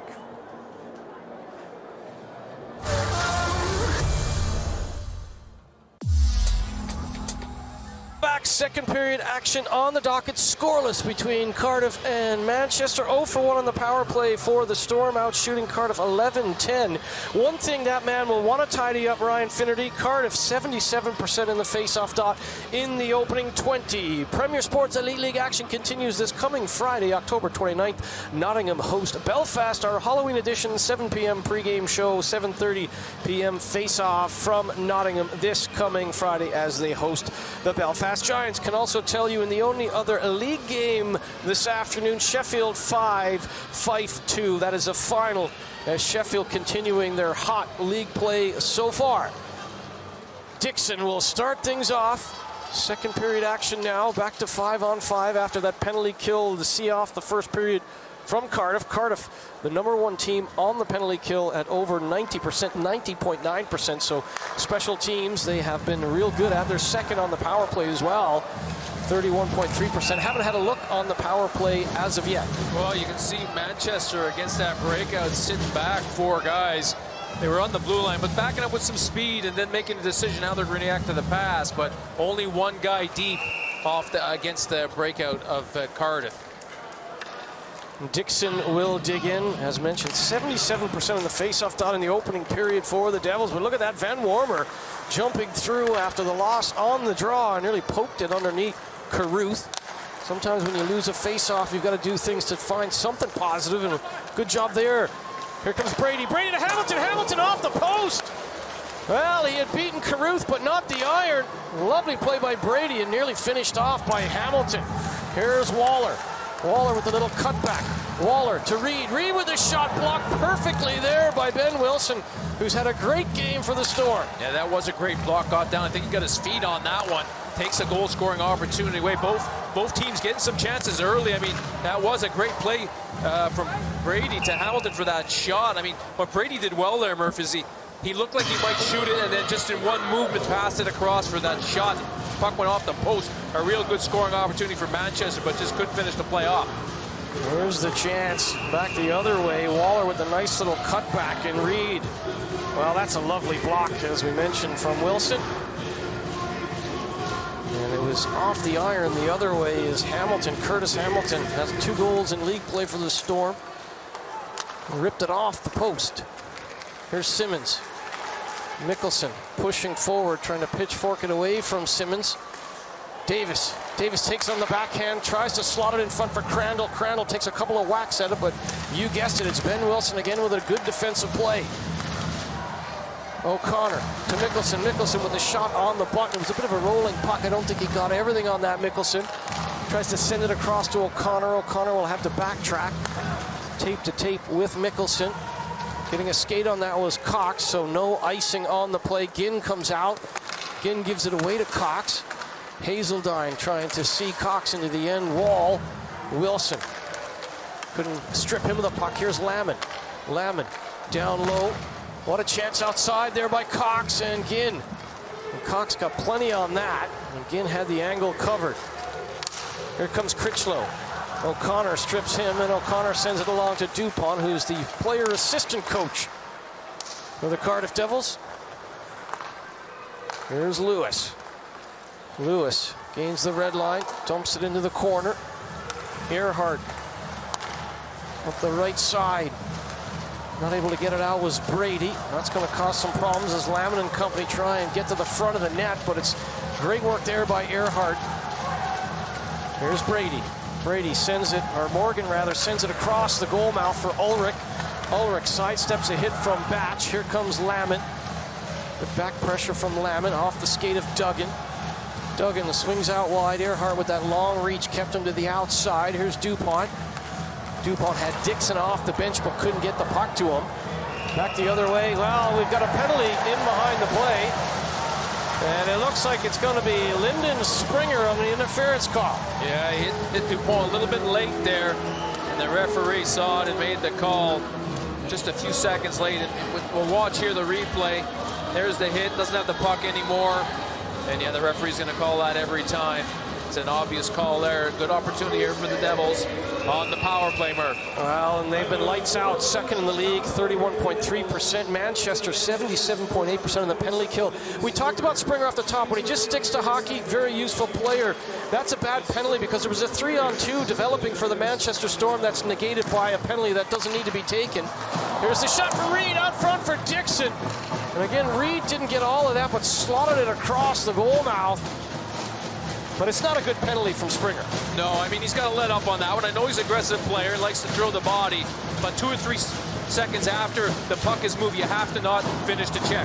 And like I mentioned, there was a 3-on-2 developing for the Storm that gets blown down. Simmons couldn't keep the puck. Here's Reed. Reed to Dixon. Crandall goes to the front of the net. Reed in constant motion. Back to Dixon. Reed with a chance off the outside of the net. Cox backhands it back to Crandall. 4 forwards on the power play. Here's Register. Register, the only defenseman. Tried to put the shot high. It came off of Hamilton. Hamilton finishes his hit on Cox. Here's Crandall to Register. Back to Crandall to the top of the circle. Out wide. Shot right on. Reed is denied. Well, Reed got all of that, but Ginn came across post to post. Yeah, I think Ginn was ready for that. He's probably looked at the tapes a little bit to see where they look for Reed, who scores a lot of goals. Chance now for DuPont. Oh, what a play there. Hazeltine goes down on his stomach to poke it away from DuPont. DuPont goes and retrieves the puck, though. Here's O'Connor. O'Connor sends it along. Waller back to O'Connor. He's got Mickelson off the bench. Brendan Mickelson with a one-timer. Good screen in front from DuPont. Ginn again kept the puck out. Here's O'Connor. O'Connor with the shot. DuPont didn't get to him as Earhart made the partial block. 20 seconds remaining on the power play. Here's Waller. Waller with his shot shouldered away by Matt Ginn. Here's DuPont. Chips it along for Mickelson. Back to O'Connor. Ben O'Connor for Waller to Mickelson. Mickelson with a chance and a great stick there as Critchell got enough of that to send it up and over the net. Springer's out of the penalty box. Pressure remains, so Mickelson with his shot. He had the top corner and just lofted it up and wide over the left hand of Ginn. 0 for 1 on the power play for Cardiff. Well, Cardiff certainly had some good opportunities, but give the Storm credit. They've been getting in the shooting lanes. They've been helping out, blocking shots, doing everything to help Ginn on the penalty kill. Listen to the low noise, the decibel level at Ice Arena Wales. Hope you get a sense of that at home. A sellout at Ice Arena Wales this evening. And a good bit of support for the Storm as well, but this is a loud Cardiff Devils crowd, and it's magnificent to see. Here's Morgan. Morgan slots it in. Batch collects it. Batch up the middle. Here's Lewis. Lewis and Batch, 2 big defenders. What a pairing this is for Jared Scaldi. Yeah, I certainly don't. You don't enjoy going to the corners against these 2 big guys when they're out there, or the front of the net for that matter, Murph. Here's Finley Ulrich, the GB under 20 in 2019-20. Valdix with the pressure, but it is sent down the other way to McLeod. McLeod with a shot, comes off the shin pad of Lewis. Here's Liam Morgan. Morgan had Waller coming for him. Here's McNulty. McNulty just offside. There's still no goals in this one. Not for lack of trying. Well, McLeod was trying to get out of the zone, just couldn't get out in time before they brought the puck back in. That's why the offside was called, Murph. But obviously, you know, if you're Manchester, you want to try to get down the offensive zone, create some opportunities. Brady got the draw, but Waller jumps through. That first step of Waller is impressive. Knocked over by McNulty. Here's Dixon, though. Dixon Sends it along, back to Register. Register fans on the shot, and Van Wormer trying to play it through the middle of the ice, looking for Hamilton. Hamilton trying to poke that by Richardson. Perfect position from the Devils captain there. Sullivan ahead for Brady, picked up by Register. Bounce play to Richardson. Waller, poke checked away by Hamilton. Richardson with a lovely move, and Richardson, he saw Sullivan and went down, but he couldn't take advantage of that. Register into the corner. Here's Dixon. Dixon with a chance. Oh, another big stop by Ginn as Dixon looked to open the scoring here at Ice Arena Wales. Waller, excellent puck movement from the Devils. Not able to take advantage of that opportunity was Reed and company, but now Register in his own zone, quickly ahead. Here's Reed. Reed out front. Not able to get a stick on that was Dixon as he was felled from behind. Register has to come outside the line. 12.5 remaining in the second period. Mickelson cuts back, goes up the left side to Crandall. Crandall's got Davis going to the front of the net. They come to the back post on a Cox. Cox with a shot. Rebound there for Davis. Davis hammering it and kept out by Ginn. My goodness, what a goaltending performance from the Manchester Storm star. I mean, Ginn's been incredible here in the second period. The Devils have created some really good scoring opportunities. They've come quickly up the ice in their transition, but they've added a fourth player every time. Right there, Cox ends up getting the shot. Davies fighting in front, but Ginn kept his pad down on the ice. Even though he's in an awkward position, was able to keep the puck under his pad, and he's having an incredible second period here as the Devils pour on the pressure mark. Face-off win by Critchlow. Here's Springer. Critchlow out wide. Critchlow with the shot, blockered away by Carruth. Critchlow sends it along for Simmons. Back to Springer. Play broken up by Davis. Davis tried to find Cox. Pass too far for him. Ben Davis stays with it. Took it from his skate. Sends it out wide. Cox tried to return the favor to Davis, but it's picked up by Earhart. Here's Critchlow. They catch the Devils on a line change, but Critchlow is denied by Carruth. Great headman play there by Earhart as they caught the Devils on a line change. Here's Davis. Davis right back the other way, goes around the captain. Earhart tried to find Cox. It bounced away from Lutvich. Here's Simmons. Kept outside by the long stick of Batch. Here's DuPont. Valdix had to jump back over the boards. Didn't want to get too many men on the ice penalty there as DuPont comes forward. Approaching the 9-minute mark of this second period. We thought the first period was played at breakneck pace. This is even quicker. Yeah, it has been, and you know, you really got to watch out for those changes, Murph, especially the right winger and the right defenseman this period for the Devils. Duggan trying to go around Hazeldine. Hazeldine puts a shoulder into him. DuPont takes a bump from Ben Wilson. Richardson at the right point will keep it in, tried to slot it along for DuPont, but it was intercepted. Wilson will dump it in for Liam Morgan. Richardson. Liam Morgan came rumbling into him when they get it away to Duggan on the right side. Duggan gave the puck away to Finley Ulrich. Ulrich motors into the corner. Richardson meets him. Two number 17s coming together in the corner. Here's Hamilton. Hamilton trying to play it back to the point to Sullivan. It came off a register and skips all the way out and past McNulty.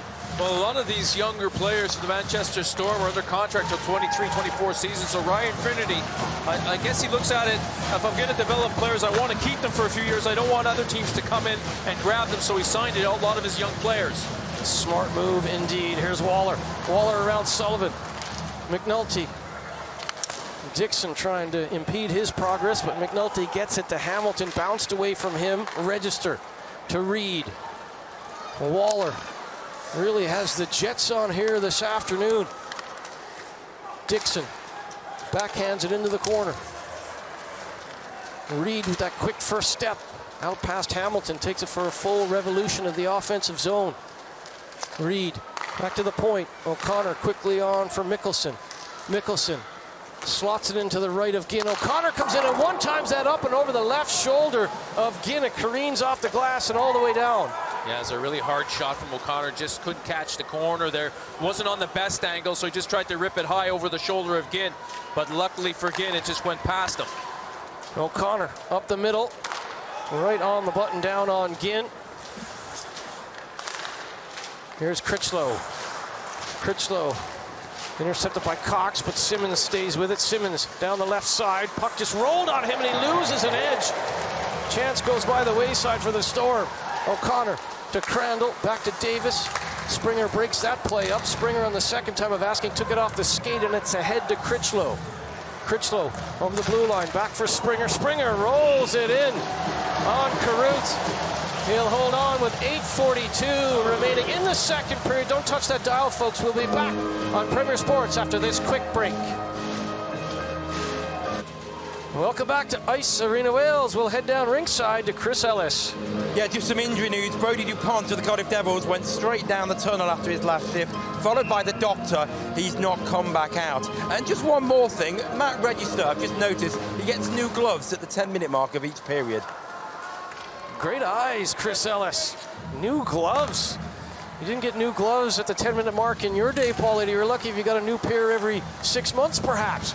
We'll keep an eye out for Brodie Dupont as well. That would be a big miss for these Cardiff Devils.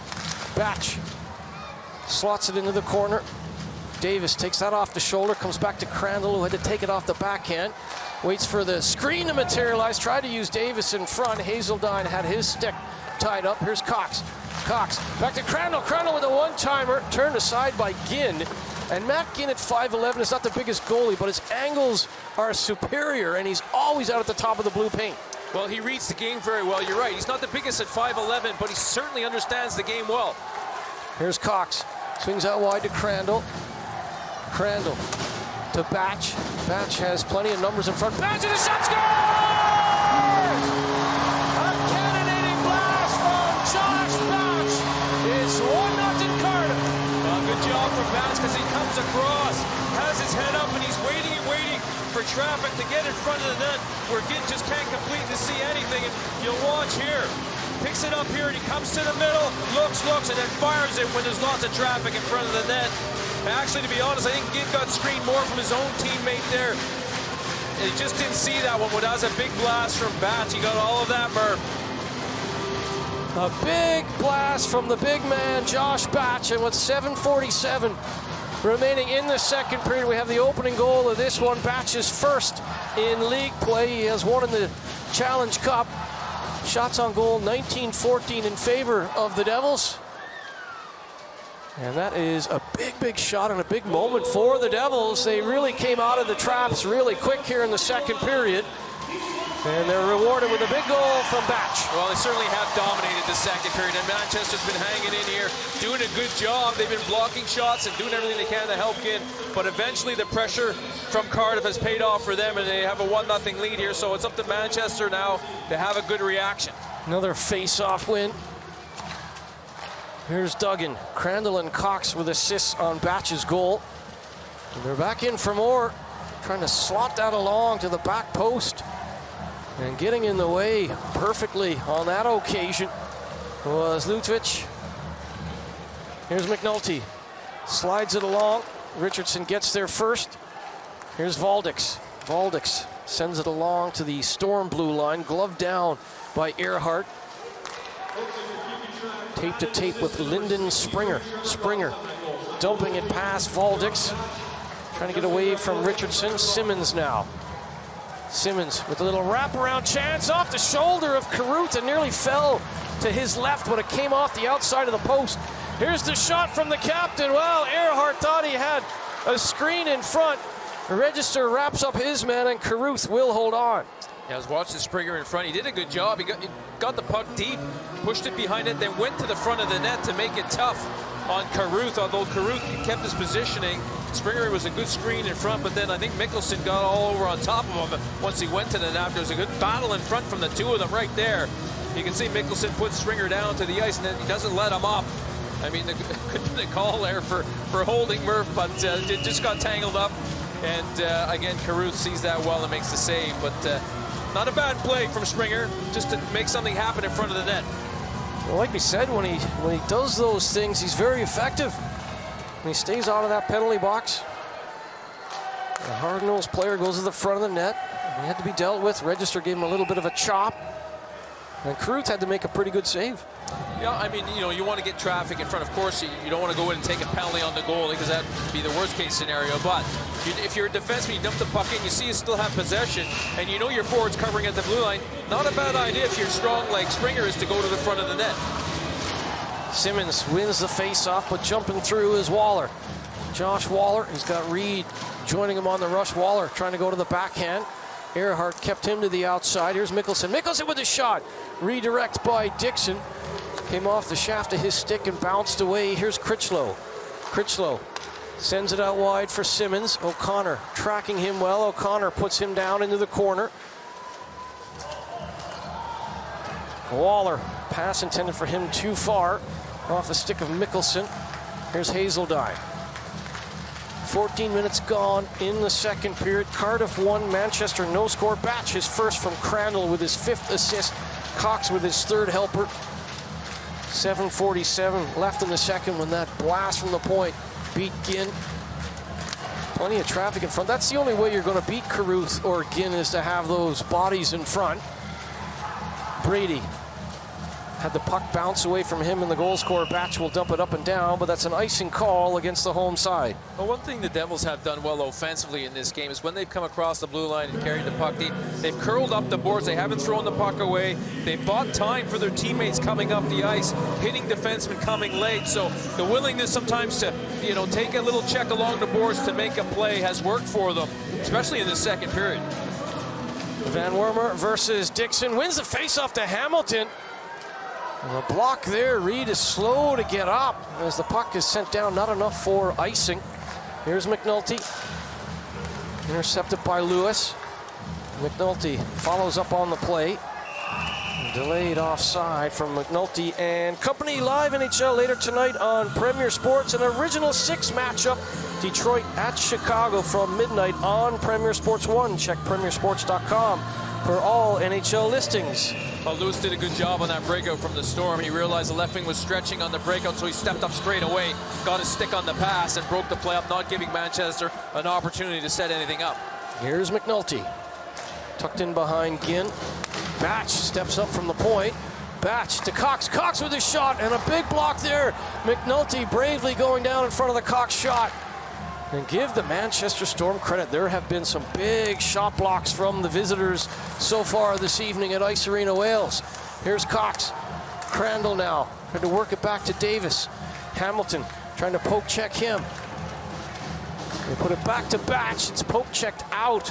Good active stick by Liam Morgan. Yeah, good job from him. And defensively, the Storm have done a lot of good things, and especially blocking the shots. I mean, if it hasn't been for their block shot and willingness to get in those shooting lanes and doing a good job that way, they could be down easily, you know, 3-4-0.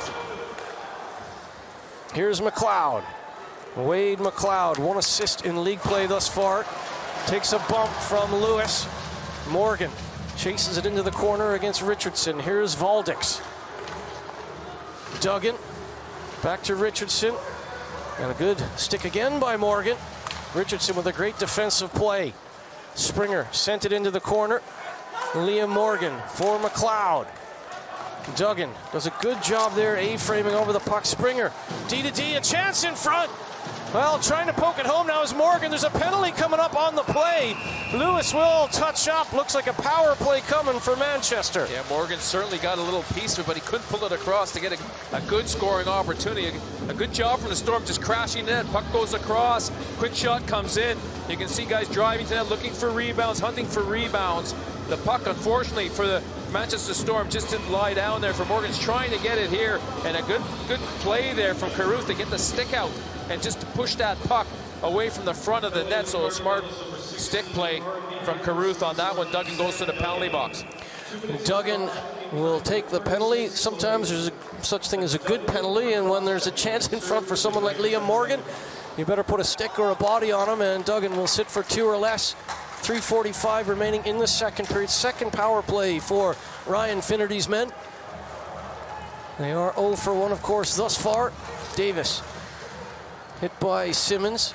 Here's McNulty. Rim it around. Looking for McLeod. Simmons, though. Simmons wrapped up by Richardson.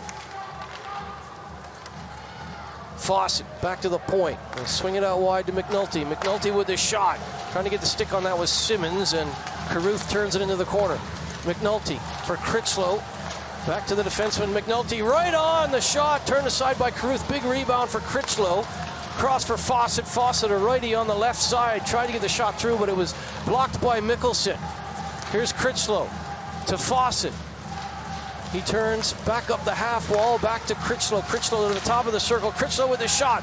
Blocked there by Richardson. Can't get it out. McNulty with the shot. Bobbles around in front as Simmons got a piece of it.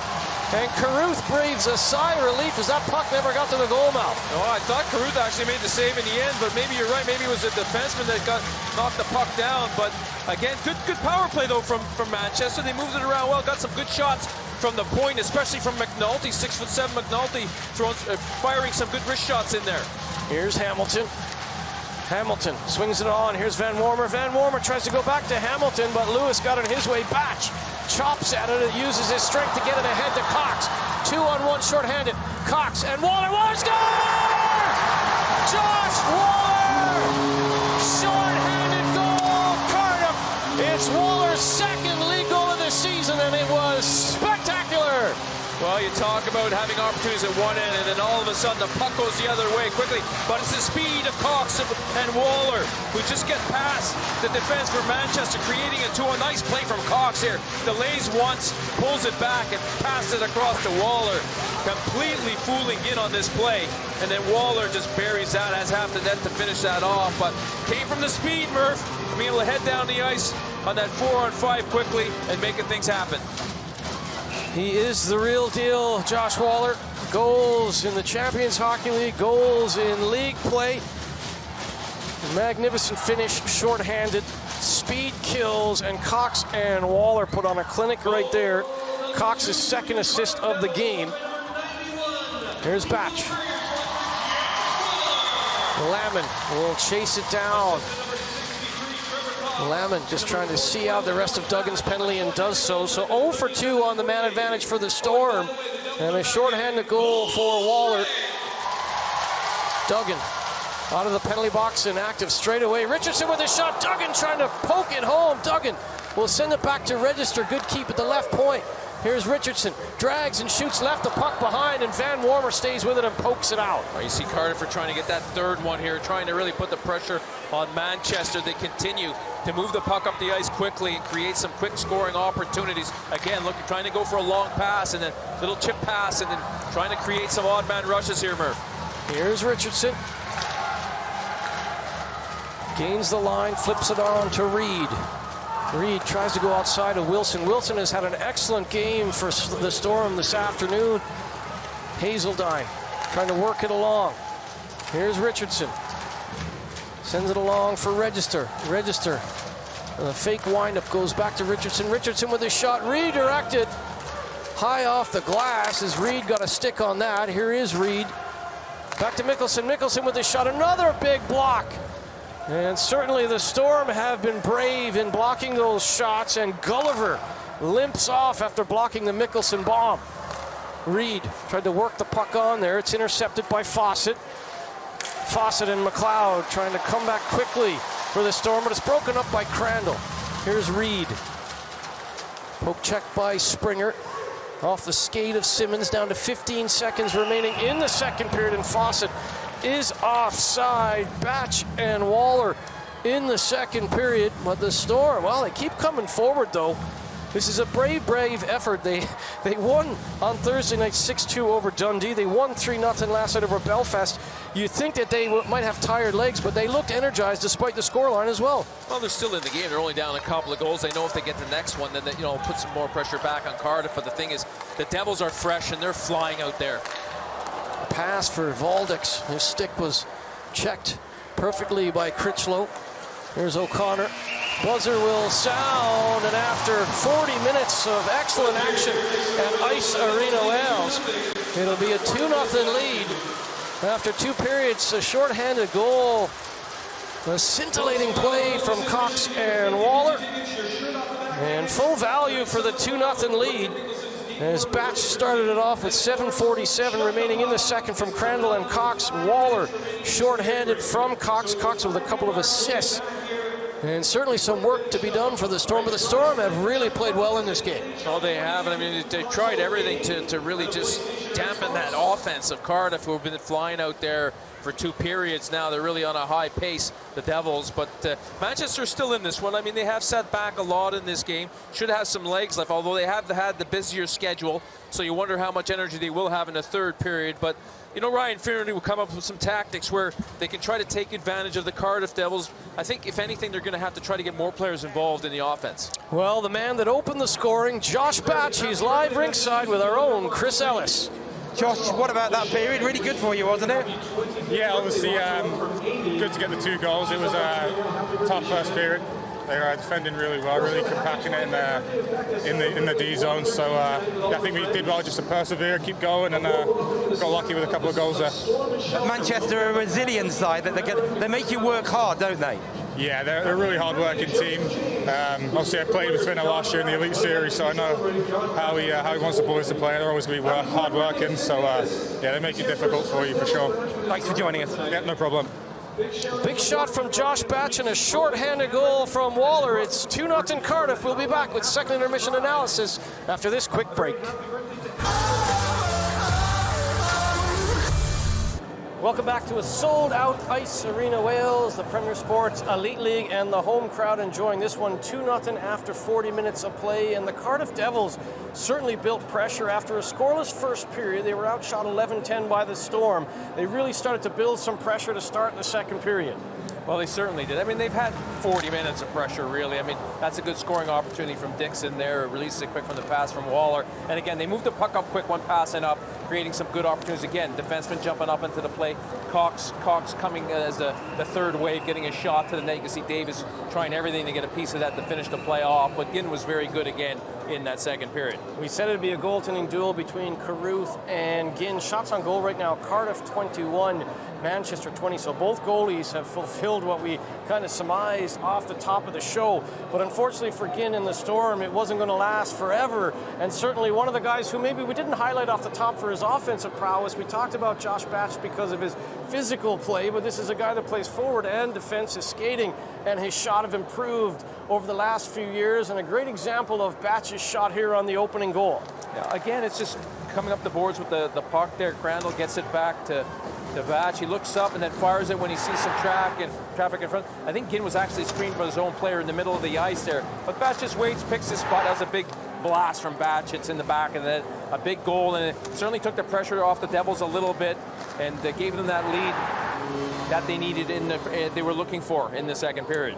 Crandall and Cox with the assists on the opener with 7:47 left in the period. The Storm didn't go away, though. It was the shot blocking and some of the physical aspects. And I said before we went to break, they have played really well. They played a road game. They're under no obligation to entertain the home crowd here.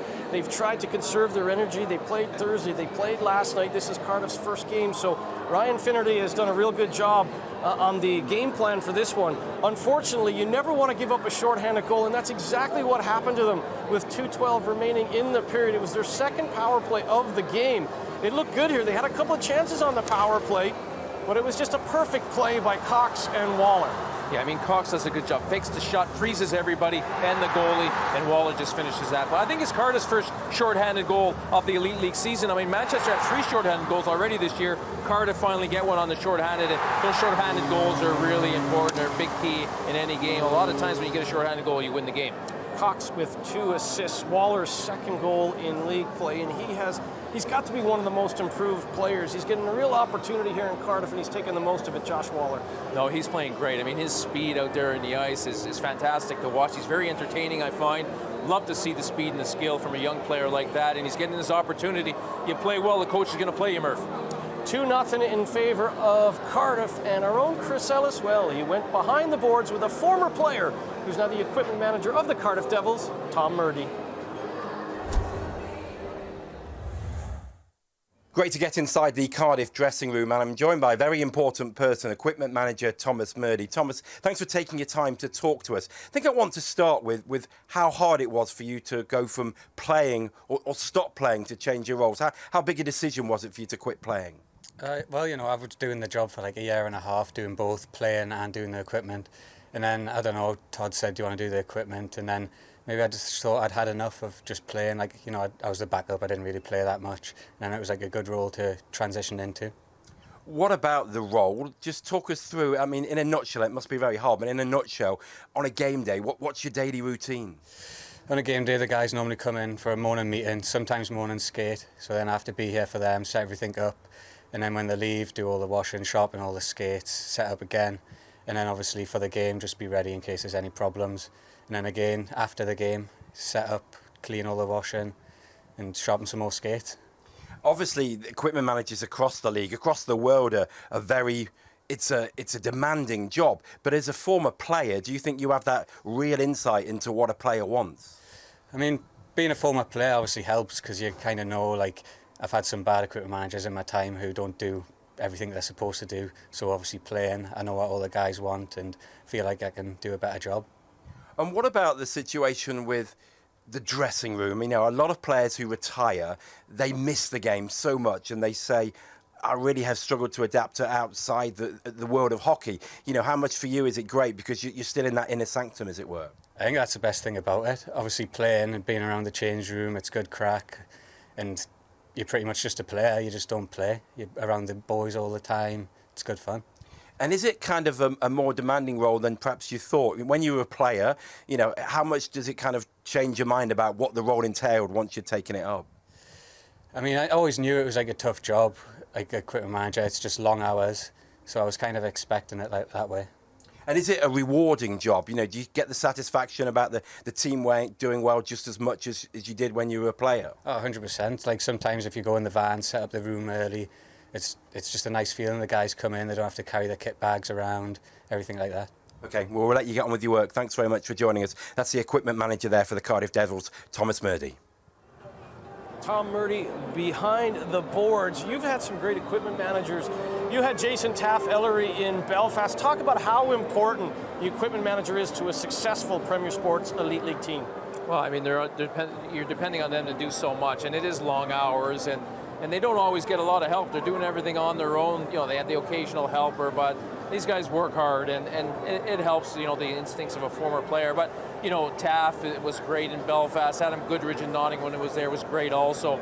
So, you know, there's some quality trainers around the league, and some of the best. And a lot of these guys could work at the top level, I think. They just never had the opportunity, or probably will never get the opportunity, but they're very good at their jobs. The heartbeat of any Premier Sports Elite League dressing room is the equipment manager, so great to hear from Tom Murdy there. Out of town scoreboard, there is one other game in league play this afternoon, and it's the Sheffield Steelers with a big 5-2 victory over the Fife Flyers. Sheffield first in Premier Sports Elite League standings. Earlier this week, Wednesday, October 20th, the Panthers with a 4-3 victory over Guildford. Manchester, their first of 3 games this week, a 6-2 victory over Dundee on Thursday. They followed it up with a 3-0 victory last night over the Belfast Giants, 32-save shutout for Matt Ginn. They trailed 2-0 here on goals from Batch and Waller with 20 minutes to play from Ice Arena Wales. Well, what can Ryan Finnerty change up a little bit to try and generate some offense? They do have 20 shots on goal so far. Yeah, it's surprising they have that many shots because Cardiff have had more possession of the puck. So maybe I'm missing some of the shots that they're getting because I'm seeing Cardiff more on the puck. So they are getting some shots in there, and they had some better moments in the second period, but they're still going to have to do more. They need to create some quality shots, and you see the big blast there from Batch for the goal. I mean, that's a nice finish from him, a big first goal for the Devils in that second period. 2-0 for the Devils over the Storm. Batch and Waller, third period coming up on Premier Sports.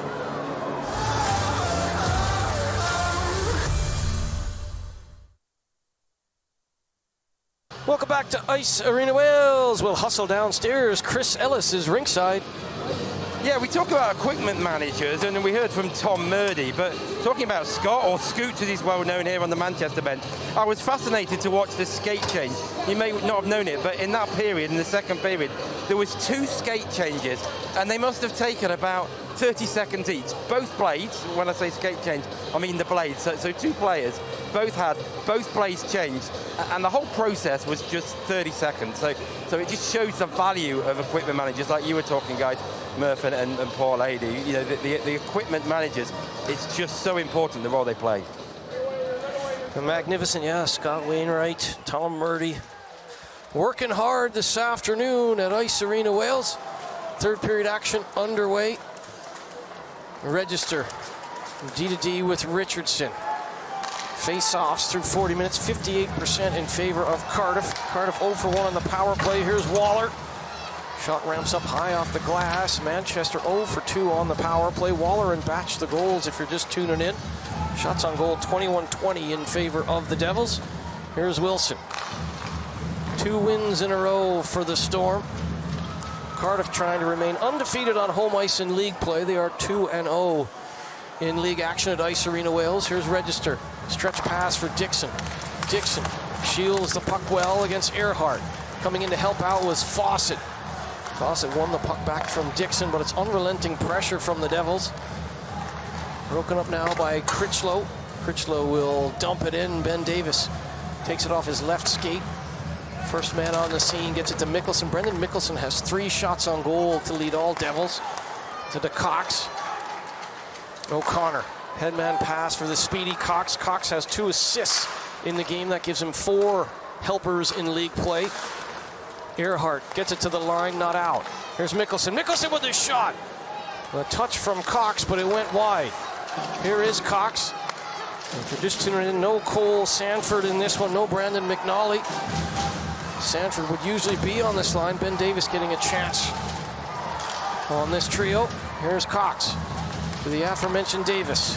Davis curls back into the slot to Batch, who had the opening goal in the second period for Cardiff. Waller has the shorty. Simmons can't get the puck out. Here's Batch. Batch just throws it in, looking for a redirect from Cox, but it's ramped up and away. Here's Davis on the follow-up, and Ginn went post to post perfectly. Earhart can't get the puck out. Tired legs out there now for the Storm. There's Zach Sullivan, who played with the Devils for a few games in the Champions Hockey League on an emergency basis. It was a classy move by Ryan Finnerty and company to loan Sullivan to the Devils for that Champions Hockey League journey. Here's Lewis to Duggan. Nice little play, worked back to Valdix. Valdix with the shot, turned aside by Ginn under the watchful eye of Lamon. Here's Batch to Lewis. Lewis with the shot, and Ginn will look that into the glove hand. Again, Ginn, no one in front. He's able to see that quite easily, but I like the movement of the Devils up top from their defensemen. They come across the blue line with speed. They make good hard passes wide, so they stretch you. They force you to come out to the outside, and they get some shots to the net. But again, good job from Manchester, boxing guys out, allowing Ginn to see those shots coming in from the blue line. McLeod versus Dixon. Dixon will win that. Here's Ginn to Van Wormer. Back for Brady, behind Brady. Richardson to Register. The captain, Richardson, slides it along for Reed. Hamilton breaks up that play. Good defensive work by Register. Give the Storm credit. They have kept Brody Reed at bay in this one, which not a lot of teams have been able to do thus far in the Premier Sports Elite League. Here is Reed, 8 goals in league competition, 9 points. Register dumps the puck in. Dixon will get there ahead of Hazeltine, but it bounced away from Dixon. Reed back to the point. Batch shovels it into the corner. Dixon, as he always is, battling for every inch of ice against Wilson. Wilson goes down, but Van Wormer will get the puck out. No, he won't. Batch will keep it in. Batch is having a whale of a game for the Devils. Here's Hazeltine ahead for Van Wormer. Waller strips Hamilton. Here's Lewis. Lewis, who had a fight with Springer in period 1. It's been a testy affair, physical on both sides. And there's an example as Springer steps up on Lamon. Lamon doesn't care, gets right back up and wins the puck back to Duggan. Duggan tries the little cut in. He's headed off of the pass by Earhart. Valdix backs him up. Duggan with a good hit. There will be Simmons winning the puck back, but he gave it right back to Lewis. Lewis then in turn gives it right back to Earhart. A little bit scrambly between the blue lines there, between the Devils and the Storm. Springer sends it right back in through the legs of Batch. Batch will have to turn back into his own defensive corner. Lamon nearly gave it away to Critchlow. Valdix comes back to help out Lamon. Critchlow nearly the gift there of an intercepted puck. Here's McNulty. And an icing call. Cardiff were struggling there for a few, especially between the blue lines. A couple of sequences there where Cardiff couldn't string any passes together. Yeah, trying to force a few plays when sometimes just knocking it off the boards is the best option. Good job from Baldic. Saw his teammate was in trouble, came right down and made a play back behind the net across to the defenseman. So good read from him defensively.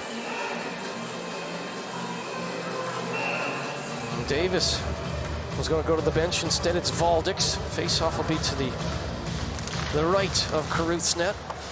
Hamilton and company win the draw. It was a good job by Adam Brady. Brady, 4 goals and 2 assists to lead the Storm in league play. Really causing a problem there for Batch, but Batch, strong on his stick, gets the puck away. There's Duggan to Davis. Davis trying to find Cox on the back post. Cox, well, he had to cut back against McNulty and nearly had a good chance. Brady with the intercept. Gains the blue line. Brady to Hamilton. That's up and over. Off the glass, in behind Caruth. Wilson dumps it in. Mickelson works it on. Intercepted by Hamilton. Now Wilson pinching in from the right point. He's got Van Wormer in the high slot. Van Wormer trying to get attention there, tapping his stick wildly. He wanted that feed. Van Wormer goes back to the front of the net. Brady did try and service him on that pass, but Mickelson and company collapsed in front of Caruth. Here's Davis. Then Davis, right-handed shot on the left side, cuts back Davis. Strong on a stick against Critchlow. Couldn't get the shot away, though, as Critchlow stays with him. Simmons will get the puck out for the Storm, and just like that, we've got a quick 6 minutes already gone in the third period. Critchlow gets a blade on that. Into the corner comes Simmons. The Register will take over. The Register swings out wide, cuts back through the neutral zone, tape to tape with Cox. Cox drops it for Crandall. Crandall, time and space, hard angle. Well, you could see what he was trying to do there as Dixon was going to the back post, but Matt Ginn was wise to it. Yeah, not a bad idea, but I mean, in this period, you can see the Manchester Storm are getting to pucks quicker in the offensive zone. They're making things happen a little bit more, putting Cardiff under more pressure right there. Bad angle shot. Ginn was ready for that. But you can see that the Storm are trying to get things going, and their defensemen, like you mentioned, are pinching down a bit more, and they're trying to get things going offensively. And McLeod and Brady are starting to win some face-offs now. Good face-off win there in the D zone by McLeod. And Ulrich just offside there. Your buddy Mark Brooks, who works for Ulster Rugby now, he's talking about the Belfast Giants connection. Curtis Hamilton won the 2019-2020 CHL goal of the tournament for the Giants versus Liberec. And Liam Morgan was the Giants' top scorer in that CHL campaign with 1 goal and 6 assists. So a nice stat there from your old buddy with your time together at the Belfast Giants, Mark Brooks. Yeah, now both those players playing well for Ryan Finnerty and the Storm. Here's Reed trying to find Dixon. Springer lost an edge. Dixon carries on. Nobody there, though, and the aforementioned Liam Morgan will get it to Springer. Springer gave it away, but Morgan stays with it and tucks it into the corner. Yeah, again, you know, good quick change here from Manchester, trying to go short and harder, trying to keep the energy levels a little bit higher. Dixon with his shot, and Zach Sullivan will get a stick in on that, and will be up into the mesh. Yeah, Dixon wasn't too happy there. He's having words with the referee. Thought he was being held back a couple of times, and a bit frustrated. We know he's always on the puck, always making things happen, but especially below that red line, the goal line, he's always involved behind the net or in front of the net. But for a moment there, wasn't overly happy with the referee. And Warmer and Valdix. Valdix wins the draw. Batch. Down low, chance for Lamon, and Ginn will hold on. Yeah, smart play from Lamon. Puck came off the boards, and he just one touched that up and tried to get up over Ginn with a quick little shot and almost managed it, but Ginn again, nice little save here in close and tight, shoulder right up against the bar, taking everything away. Valdix wins another face-off to Duggan. Duggan just held the line. Valdix. Should mention Brody DuPont left the game earlier. Hasn't been back, so Valdix taking some important face-offs. Van Wormer trying to get in behind Batch. Batch backtracks there. Lewis. Here's Lamon. Hamilton coming at him. Lewis, though, keeps his nerve and slides it along to Batch. Batch and Waller, the goal scorers. Both goals for Cardiff in the second period. Here's Crandall. Crandall threw it out front. Sliding along to break up that play was Sullivan. Fawcett came back to help out as well. And again, it's Cardiff pressurizing in the offensive zone. Crandall to Davis.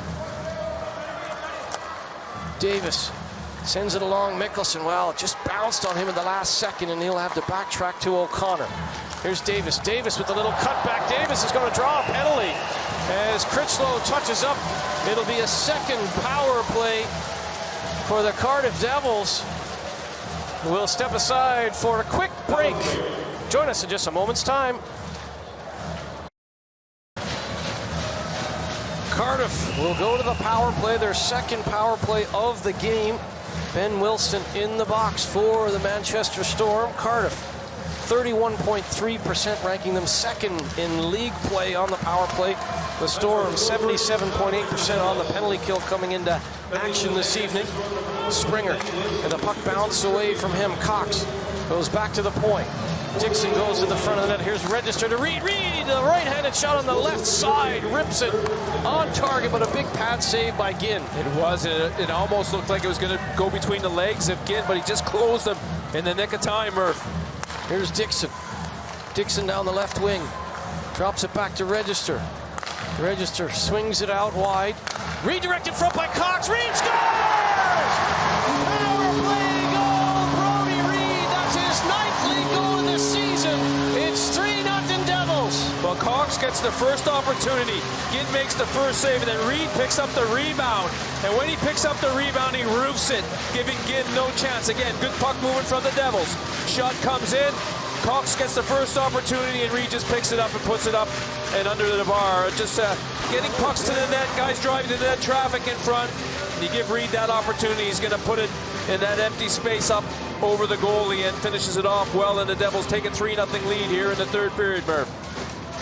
11:17 left in the third period. Well, they've scored in every which way. They've got a shorthanded goal from Waller, a 5-on-5 goal from Batch, and now a power play tally from Brodie Reed. 9 league goals for Reed now. And goal scorers, he had been kept at bay throughout the game thus far, but goal scorers only need one look as he rips that up and over Ginn. Valdix with the shot, and Ginn will hold on. Well, he has been around the net. He has had some, opportunities. That was probably his best chance with the goalie down and some net to shoot at, and he finishes it off. But, good composure there. You can see the Devils have done well along the boards, holding on to pucks, not just throwing them away, only getting pucks to the net or making passes back to the blue line when they see an opportunity. Face-off win to Duggan. Duggan with a shot right off the logo on the chest of Ginn, and he'll hold on. Yeah, nice shot there from Duggan, and a good face-off win from the Devils, who are very strong on face-offs. I think before the game they were around 54% win percentage on the face-offs, and Manchester were 46, so that's a pretty big gap. And it's an area where Manchester are going to want to work on, and Cardiff are going to be happy about. Especially now with DuPont now able to take some of these important draws. It's vital that Valdix can jump in there and do a job, but he loses that one to Van Wormer. Zach Sullivan protects the puck against Lamon, gains the red line and slots it into the corner. Van Wormer will chase it down. Carruth comes out to play it to Lewis. Hamilton trying to win a puck along the wall. Brady comes in to help out. Brady gets the shot through, but it's blocked by Batch. Batch to Valdix, a product of Sweden. Andreas Valdix sends it out wide to Lamon. Rimmed around. That's going to be an icing call, as there was no way Van Wormer was going to get to that. No chance on that one. And sometimes when you're down in a game, it's never a bad play just to rim it straight out of your zone. But then you have that forwards, you're chasing that puck, and someone supporting on the wall, and two guys. This is when you got to open the game up to try to. You might give up a goal or two, but it's worth just opening the game right up. Davis wins another face-off. Mickelson to O'Connor. Back to Brendan Mickelson, too tight together there on the blue line. Delayed offside. They tag up. Davis will come back in on Sullivan. Sullivan goes right up the gut to Simmons. Simmons attacks the line with speed. His shot off the skate of Mickelson. And Mickelson D to O'Connor. At the left side, Cox Cox with a 3-assist game going here for the Devils. Here's Fawcett. Earhart on the backhand, slots it into the corner. Here's Mickelson picking it up ahead of Fawcett. Crandall just tips the puck out into the neutral zone. We're past the halfway mark now. 9:30 remaining in the third period. Cardiff 3, Manchester no score. Earhart against Davis. And Earhart and Davis, Team GB teammates internationally, but no love lost now for club as Earhart and Davis continue the battle in the corner. Fawcett and Cox pick up the battle now, and Fawcett outworks Cox. Tried to flip it along. Great stick defensively by Reed. Yeah, great play, showing that he also is good on the defensive side of the puck. Give away to Reed. Reed with a chance. Oh, what a stop by Ginn! As Fawcett put that on a tee for Reed, and Ginn makes yet another unbelievable save between the sticks for the Storm. Yeah, that was an incredible save, and you just don't want to give Reed that kind of opportunity. I mean, he almost had a second chance on that one, but what a great save from a poor giveaway, but a great save from Ginn. Remember that save from Ginn, because they're not down and out here at 3-0 down, but if that's slotted home by Reed, it would have been lights out. Yeah, I mean, Fawcett just tries to make that pass across from below his goal line, and that's always a risky play. Those passes through the defensive zone, through the middle, it's always a risk. But I guess when you're down 3-0, you know, you're trying to create some offense, you're trying to get something going, trying to get the puck up quick to create some odd man rushes, and that's what happens. Dixon wins the face-off to Register. Matt Ginn playing out of his skin, coming into this game, a .935 save percentage in league action. 2.39 goals against average, 2 shutouts in his last 3 games played, including that 3-0 victory over Belfast last night. Here's Critchlow. Too far from McLeod. Dixon always does the right thing for the Devils. Gets the puck out. Hazeldine collects it. Back for Wilson. 12 minutes gone in the third period. If you're just tuning in, Batch, Waller, and Reed, the goal scorers for the home side. Trying to stay perfect on home ice. They're 2-0 at Ice Arena Wales in league action. Here's Valdix against Brady. Valdix, he's double teamed there, but keeps the puck. Lamon had the puck go between his legs. That allows Hazeldine to relieve the pressure. Hazeldine up the right side. Brady for Hamilton. Intercepted by Batch, and Batch, a nice touch there, not enough for icing, just slots it down. Sullivan tries to stretch it ahead for Hamilton, and that'll be an icing call as Lewis gets there ahead of Hamilton with 7:19 remaining. Yeah, not a lot of time left on the clock. Like you said, enough to maybe get back into this game, and if they can get one, then, you know, we talk about getting the goalie out 3-4 minutes, whatever left in the third period. But Manchester need at least one goal before they can start thinking about pulling the goalie. You'd like to be down by, it's tough to pull the goalie with 3. You'd like to be down by a couple, so they need something in the next few shifts. Here's Mickelson. Puck redirected into the corner. Van Wormer. Pass McNulty. Another icing call against the Storm. Well, they're probably forcing it a little bit right now to get the puck out of the zone quickly to try to create some offense. But the Devils have, you know, tactically have been sound in this game. They've been, you know, working together as a 5-man unit on the ice for now for the whole game. And credit to Coach Jared Scaldi. He's really had his team played well as a unit. Brady wins the face-off. Cox, though, intercepts McNulty's clearing attempt. Davis comes in to help out, as does Crandall. Good quick hands by Brady, though. Van Wormer into the middle of the ice. Nice little cutback. Good shot on target there by Lutwich. Left pad save from Carruth. Van Wormer's stick got up on Lamon. Van Wormer with the shot. Or rather, O'Connor got a stick up high there, but Carruth will make the save. Yeah, some good hustle here from Manchester. Shot comes in, forces the save from Carruth. And again, looking, you know, hunting for those rebounds, trying to get an opportunity there. Ludwig just doesn't get a second chance. Simmons versus Dixon. To the left of Carruth, Dixon. Well, he's almost automatic in the dot right now. Stephen Dixon wins it to Register. Register couldn't get the puck out, though. Fawcett and company looking for some offense down that side, and again it was Ludwig. Turn back again. Here comes Waller. Waller slots it across for Dixon. Oh my goodness! Matt Ginn shuts the door, and Dixon looked like he was going to make it 4-0 there on the lovely feed from Waller. Here's Ludwig back the other way. Waller tracks him down. Richardson, well, we're getting a taste of why Matt Ginn is considered the top player, the top star for the Manchester Storm. Here's Reed to Dixon, who cannot believe the save that Ginn made a moment ago. Here's Wilson. Too far for Simmons. No icing. Lewis. 5.5 remaining in the third period. Cardiff 3, Manchester no score. Batch will backtrack. Batch trying to poke it away there from Gulliver. Duggan will sprint away for the home side. Duggan in behind Valdix. Valdix will win the puck back, but Hazeldine will relieve the pressure now for the visitors. Shots on goal, 32-23 in favor of the Devils. Here's Critchlow. Pass in behind Ulrich. Brendan Mickelson. Duggan. O'Connor. O'Connor with a dangerous pass across the goal mouth. Mickelson collects it. Here's Lamon.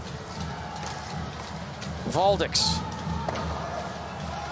Duggan held up by McNulty, but Mickelson, he knows when to pinch, doesn't he, Brendan Mickelson?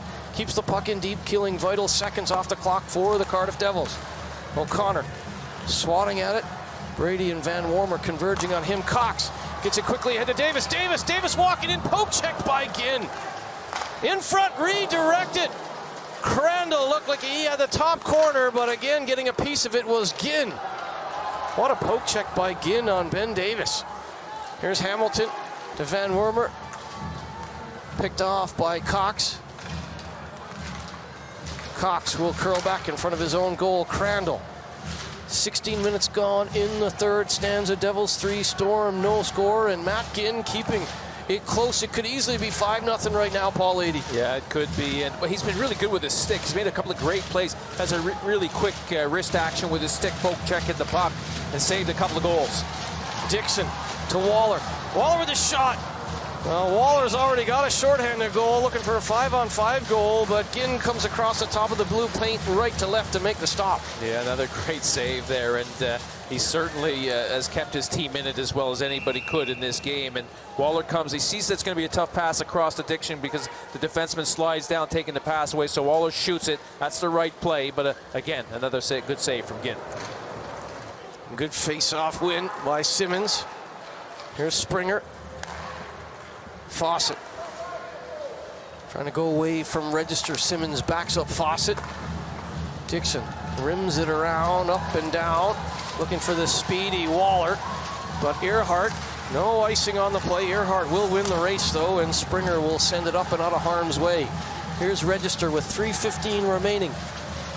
A loud Ice Arena Wells. A sellout this afternoon on Premier Sports. Here's Waller.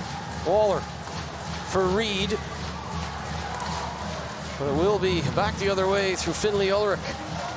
Ulrich trying to go out wide on Batch. Rolls it in on Carruth, looking for McLeod in front. And now Lewis will put a headlock on McLeod. Yeah, McLeod went hard to the net, and I think you're right. I think Lewis gave him a bit of a shot there just to let him know they don't go in jabbing away at the goal. Hey, look at McLeod. He hasn't played in 3 years, Murph. It's very rare that a player does that. And Hey. He cross-checked the keeper in the back. He cross-checked him in the back while he was on the ground. I want him off the ice. I can give him a Steph 5. Hogarth is mic'd up. We'll have a listen in. Huh? No? 2. Huh? Give him a 2 then. Really? What did he see what he does? I don't know. I don't have a big Cross-checked it only in the back while he's on the floor. Seriously. Well, you have a better sideline than me, so I don't have a major penalty there. So it's entirely up to you. No, I'm going to can him. We'll get him off the ice. Put him in. Is he in? Where is he? 5-minute major cross-checking. No, for them. Yeah. Where's the guy? Well, you made a good point about McLeod. What a battler this man is, his medical history. Number. He met Lewis in front, though. No, I don't think that's a major penalty. But he did have a little stick in there, but 2 minutes for cross-checking. I don't see a major. He does give him a little shot, though. I'll say that. That's why Lewis manhandles him a little bit, and I think he's getting thrown out. But I don't know. I guess I don't see that as a major penalty. I do see an easy 2-minute penalty. I don't think it was that. I mean, Ryan Finnerty's saying, "Come on, guys, that's just a little cross-check." Lewis obviously wasn't pleased about it, so he just sent McLeod a little message. Now. Let's listen to Steph Hogarth. A 5 for a cross-check. Cross-check. Did you see what just happened, man? He went to the net still and fell like this.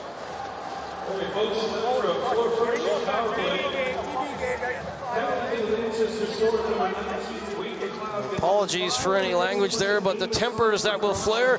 I think what Ryan Finnerty's saying, he's going to the front of the net. He's trying not to fall over. His stick is on the back of Carruth. I think you're right. It's a minor penalty. It's certainly not a major penalty. Right now, 5 on the board for McLeod. He will play no further part, and it's an extended power play for the Devils. Yeah, unless the referee was closer, saw him actually give him a quick little cross-check to the back of the neck, then you can see a major, but I didn't see that. The referee's closer than us, so do we have to give him the benefit of the doubt? Yes, we're not in the same vantage point as neither Hogarth or the other official, Matt Rose. They had a good lengthy discussion about it, and through all of that, it is McLeod playing no further part. A third power play for Cardiff. They are 1 for 2. Here's Cox. Cox is shot wide to the left of Ginn. Register gets there ahead of Simmons. We'll play it back to Carruth. Carruth works it on for Waller. Register gains the line. Reed calling for it. Reed with the shot, but he took that off the toe of his blade, and it just goes end over end into the glove of Ginn. Well, Reed does a good job getting open. He's always moving to that open area, especially as in a right shot. He goes to the left side for that one-time shot, gives himself a better angle, and he just releases it quickly. He never hangs on to it very long. That time, the puck was rolling a bit, couldn't get a great shot to the net. But just watch Reed, how he just drifts, as you say, ghosts to that open space, open ice on the ice for free shots. He does it a lot. Finds that open space. He's a righty on the left side, and he loves to tee it up on the off wing, and it's a blast when he gets a hold of it. Didn't quite get a hold of it there, but still a tricky save had to be made from Ginn. And they're going to do it again, as the linesman Lee Young didn't like the false start. Davis wins the face-off. Here is O'Connor. Ben O'Connor winds up, fakes to Waller. Waller curls away from Earhart to the top of the circle now. O'Connor. Shot right on by Mickelson, turned aside by Ginn. What a performance from Matt Ginn. He'll battle to that final buzzer in the Storm crease. Mickelson to O'Connor. 1:45 remaining in the game. Earhart trying to race forward short-handed now. He's got Fawcett. Fawcett trying to win a race. Fawcett gets a stick on the play ahead of Lamon, but the pad came across from Carruth as Fawcett tried to find the short-handed goal. Here's Waller, 1:30 remaining. Waller to Lamon. Lamon with a shot, turned aside by Ginn. Mickelson and Lamon work it along for Davis. Earhart gets the puck ahead to Fawcett. Fawcett will clear it up and down the left side with 1:15 remaining. Carruth will come out. Plays it along to O'Connor. O'Connor quickly ahead to Reed, on to Cox. Breakneck pace on this power play for the Devils as they try and ice this. Trying to improve to 3-0 on home ice in league play. Dixon calling for it in front. It comes back to Register. Register with a shot turned aside by Ginn and Reed. And Dixon looking skyward as Dixon's chance goes by the wayside. Interesting reaction from Reed, who thought Dixon had finally got one. A couple of good chances in the game from Dixon. Intercepted by Register. Register to Crandall. Crandall back to Reed. They work it along. Cox fakes the shot. Here's Register. 30 seconds remaining in the game. Dixon again goes to the front of the net. They try and slot it back to Reed, and it's a great stick there by Brady, sending it out past Crandall. Down to 20 seconds remaining. Devils with a 3-0 lead over the Storm. Reed trying to kill off the clock. Register Sends it cross ice. Cox to Dixon. Dixon with a chance. Well, Dixon will be happy to see the end of Ginn leaving the ice here, because it could easily be a hat trick for Dixon. Yeah, I mean, Dixon's been trying everything tonight to get one here, and he gets a good opportunity, but Ginn again, nice save. I think he had to go a little bit higher with that one. But a good power play again from the Devils, good puck movement, creating some good opportunities, and unfortunately they didn't get a goal that they wanted, but certainly has been another great period here, Murph. Face-off win. That'll do it. 5 seconds remaining. The last touch will go to Springer. Springer off the glass. Done and dusted. A 3-0 victory for the Cardiff Devils. Batch, Reed, and Waller, the goal scorers. Good performance from Matt Carruth, his first league shutout. And they improved to 3-0 on home ice. Comprehensive victory. Good effort from a Manchester Storm side that are playing their third game since Thursday. The Devils were rested, and certainly after a really good opening period, it was scoreless after 20, 2-0 after 40, and the lone goal in this third period, the power play tally from Reed to salt away the victory. Yeah, that finished the game off, really. A nice goal from Reed there into the top of the net. But you're right, Manchester played a good road game. They were just trying to play a good defensive first period, and eventually just trying to sneak that first goal, and then sometimes you can go on to win those games. But the Devils stuck with it. I mean, they played hard for 60 minutes. They were missing a couple of key forwards also in this game, but the guys in the lineup gave it everything they had, and they did dominate, not the whole game, but majority of the game. I thought the Devils were the dominant team because they had way more puck possession. Manchester played a good solid road game, but in the end, the pressure of the Devils paid off, and they won the game 3-0. 38 saves for Matt Ginn. You look at that scoreboard, 3-0. I mean, Dixon could have had a hat trick himself. Waller could have had a couple of goals. He did have the shorthanded marker, but again, we saw two of the best goalies in the league in Carruth and Ginn. Yeah, I mean, they battled hard, both of them, and Carruth maybe didn't see as much action, but when he was called upon, he made some good saves also, had a good performance. I mean, it was another good game. I mean, we've been spoiled so far, Murph, with all the great quality hockey we've been seeing. 25 saves for Carruth for the shutout performance. Batch and Waller in the second period for Cardiff. Brody Reed's, it's astounding. He's got 9 goals in league play. He's got another 2 in the Challenge Cup, Brody Reed. 11 goals overall. The man of the match for the Manchester Storm, no surprise, Matt Ginn, like we said, 38 saves and just calm under pressure time and time again. What a magnificent goalkeeper. At 5'11" in today's game, that's not big for a goalie, but he certainly reads the game well. I mean, a few times you can see the Devils where they were trying to, let's say, get the puck out to Reed, and Ginn knew where they were going. He came across and just, took the angle away and made it tough on Reed on a couple of those good scoring opportunities. So he's a goalie that reads the game really well, and that's why he's able to stop pucks, Murph. Let's head down. Chris Ellis has a special guest ringside. Brody Reed, that was a good win for you this evening. Yeah, it was a good win for us for sure. Coming off last weekend's game in Nottingham, we wanted to have a bounce back, so nice to get a good win here at home. What about your personal form? I think that's 9 goals this season. How are you enjoying life here? Yeah, I mean, it's been good so far. I mean, Cardiff's been great. It's a beautiful city. The team's been good, so having fun right now. Wonderful. I can hardly hear you. It's a great noise here. And that's my final question. You've had some great support, haven't you, this evening? Yeah, absolutely. I mean, our fans here have been amazing this season, and we thrive off their energy and their noise. So keep coming out and keep supporting us. It means a lot to us. Well done. I'll let you join your teammates. Thank you. Thank you. Thanks to Brody Reed, his 9th league goal salted away a 3-0 victory for the Cardiff Devils over the Manchester Storm. Don't go anywhere, folks. Post-game analysis after this quick break.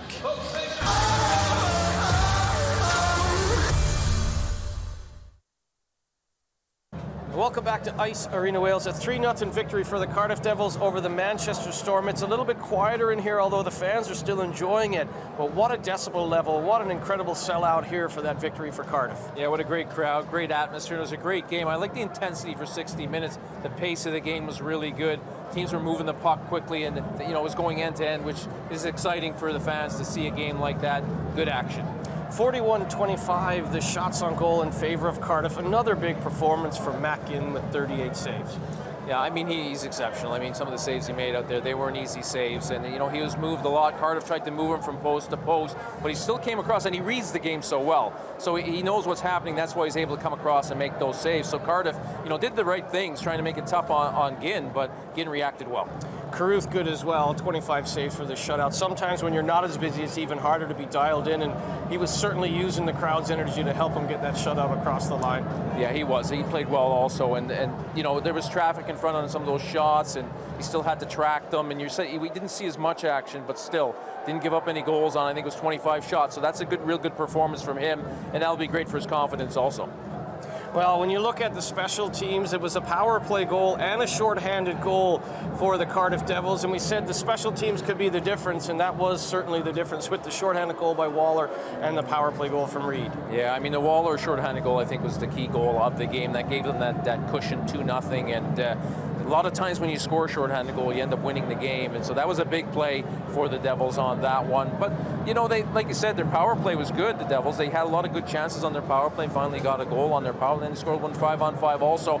At times they did dominate 5-on-5 because Manchester played that road game sitting back and just trying to wait for the break. So, but Cardiff reacted well overall in the game. Also, it was a good hockey game. Well, let's have a look at some of the action around the goal mouths, and sometimes when you get the offense from unlikely places, you start off on the good foot, and it was Batch, not known for the goal scoring usually, but that is a big shot from Josh Batch. 1-0 Cardiff. Yeah, he showed a lot of patience on this, didn't panic, picked his spot. He waited till, I think it was Cox crossed the front of the net on the shot in front of Ginn, just as the shot came in. Plus he was screened, Ginn was screened from a couple of his own players there, but Cox came across at the right time just as Batch was releasing it, ended up in the back of the net.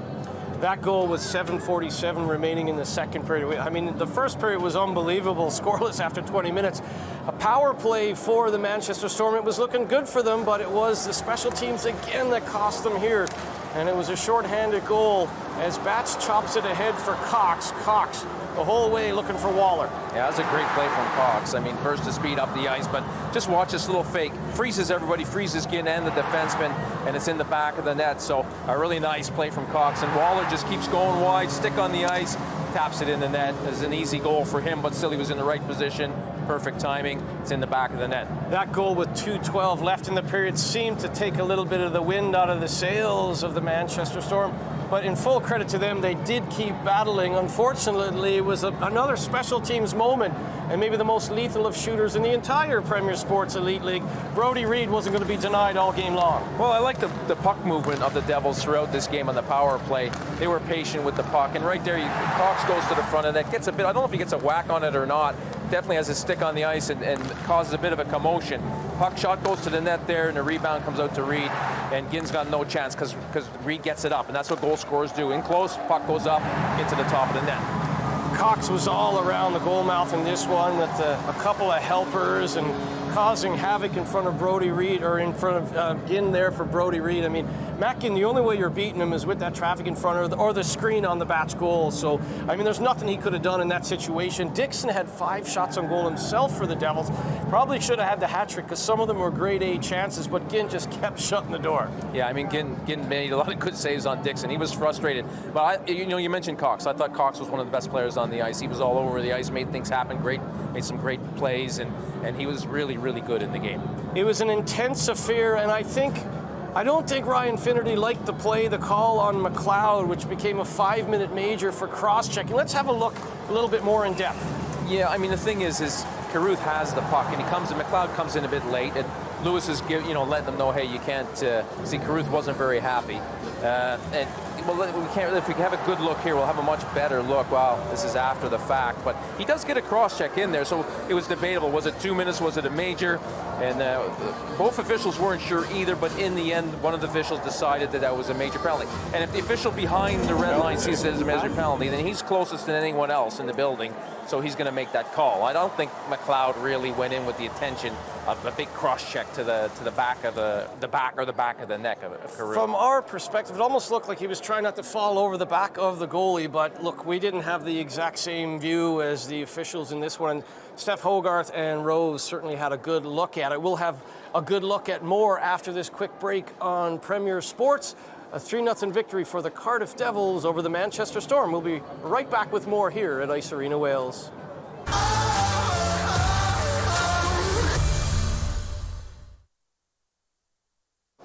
welcome back to the Premier Sports Elite League post-game show. Let's head down ringside. Ryan Finnerty with Chris Ellis.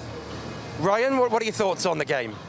Obviously disappointed in the end result, but you know, we ran into a very good team in a tough part of our schedule. You know, they were well rested and came out, but you know, ironically, I thought our first period here, you know, coming out of it 0-0, they had a lot of zone time, but we did real well defending, had some chances. You know, the killer was the shorthanded goal at the end of the second. Going in 1-0 into the third would have suited us, you know, and we could have emptied the tanks, and then obviously a shorty and a power play, and that's the game. When you're not a big budget team, do you have to take positives from how you contain them for over a period of this game?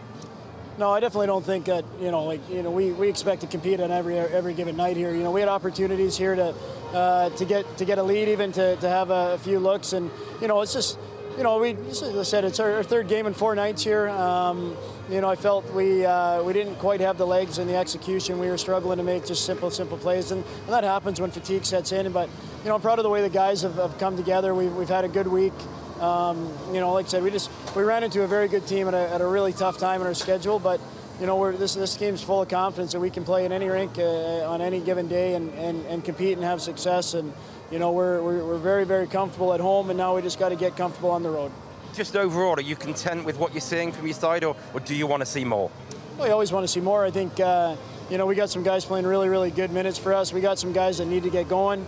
You know, I think we need to be a bit faster and react a lot quicker to pucks and not be so reactive and kind of, you know, dictate the play a lot of times. But, you know, Cardiff's a great team. They're a great team, and they move the puck so well. We saw in the offensive zone there, they can spread you out. But, you know, I was real happy with our defensive play. I didn't think we gave up that many good looks early on. You know, and we kind of had to obviously go in the last 20 minutes here. We had to come out of our game plan a bit and try to get up on the forecheck and create what we could, but it just wasn't our night here tonight. Thanks for joining us, Ryan. Thanks.